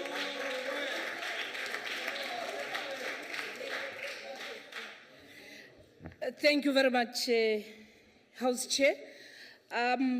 I'm a product of one of the leaders of the African National Congress, who happens to be the husband to the Deputy Minister, Comrade Steve Tshwete, who, upon his own programs of developing people like myself and Honorable Samka, told us that you must never get worried or panic when your opponents speak loud and being angry against you, because, and he said it in his clause, ikonkotha ehambayo emile iyenzela something else. And that is exactly what motivates us every day. Those who continue to back are backing precisely because we are very busy, we are moving, we're changing South Africa for the better. And it is precisely because of that we will continue to appreciate the backing. If you stop backing, we'll really get concerned, because we're never meant to satisfy you. We'll also be worried and remind people of South Africa that some of the programs and work that we are doing in Limpopo today are because of the wastage and abuse of resources by leaders of other parties. Honorable Mitilen is on his feet. May I request you to take your seat, ma'am? Honorable Mitilen. I just want to know from the minister, are we being referred to as dogs? Honorable Mitilen, you know very well, you know, Honorable Mitilen, Honorable Mitilen. Honorable Mitilen, Honorable Mitilen, Honorable Mitilen, or is he referring Honorable to Mitilen, people? Mitilen, please take your seat. Take your seat, Honorable Mitilen. Take your seat, please. Maybe I should read to you rule number 44, Honorable Mitilen. Please listen, Honorable Mitilen, and this must be for the last time. A member may speak in a debate in the council only when called by the officer presiding. You never gave me a chance to recognize you. Continue, Honorable Minister. As I said, we'll continue to appreciate the efforts that we are doing as the ANC, working together with our people in South Africa to improve the quality of life of our people, understanding that Rome was never built in a single day. And therefore, dealing with the legacy of apartheid will not be something that can be measured over a period of 20 years. We would also caution those who want to assume that they can do better when they have failed, when they were just mere service providers. Until today, the roads that were supposed to be constructed in Limpopo can't be found. The houses that were supposed to be built in Limpopo can't be found. The feeding scheme in Limpopo, food has never arrived to those children that are in need. So imagine if they can then take responsibility of a municipality.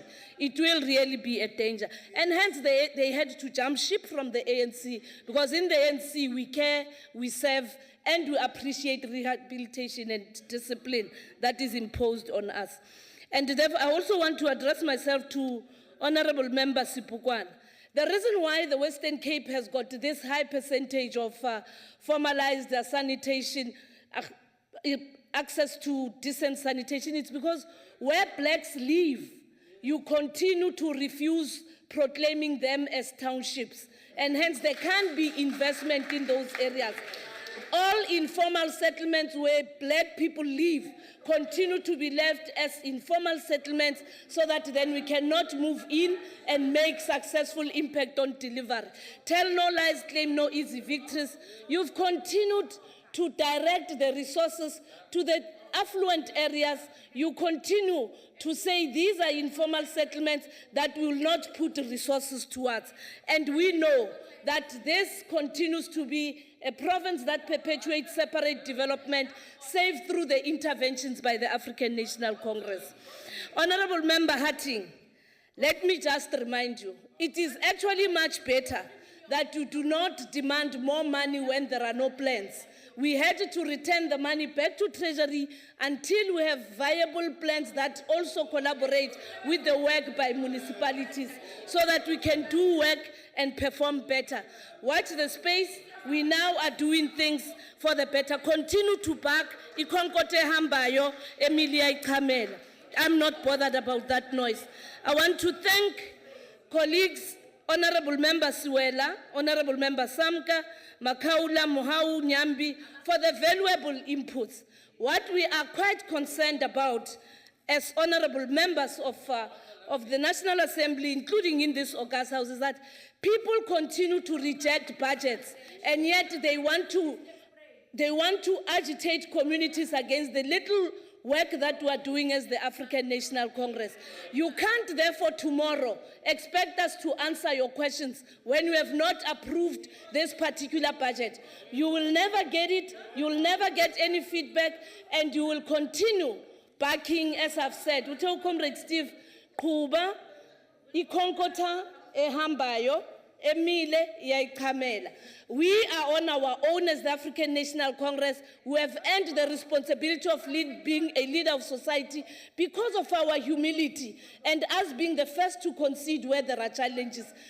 Turning South Africa to a prosperous country will not be something that can be done within a period of 20 years when we are dealing with the ills of over 300 years and the nonsense and the mess of those who had to jump ship from the ANC when they could not even build a road in Limpopo and failed to continue to provide a feeding scheme. Watch the space. South Africa is ready for the African National Congress. We speak about ourselves. We don't talk about other people because ours is a program to change South Africa for the better, not to compete with anybody. Thank you, Nyabo. Yeah. That was very great, Honorable Minister. Thank you very much. Order, honorable members. I want to take this opportunity and thank the honorable ministers for availing themselves to this house and also for showing us the good character of a leadership. Thank you very much. That concludes the debate. The honorable members are requested to remain standing when the procession left the house. The house is adjourned. Nice life.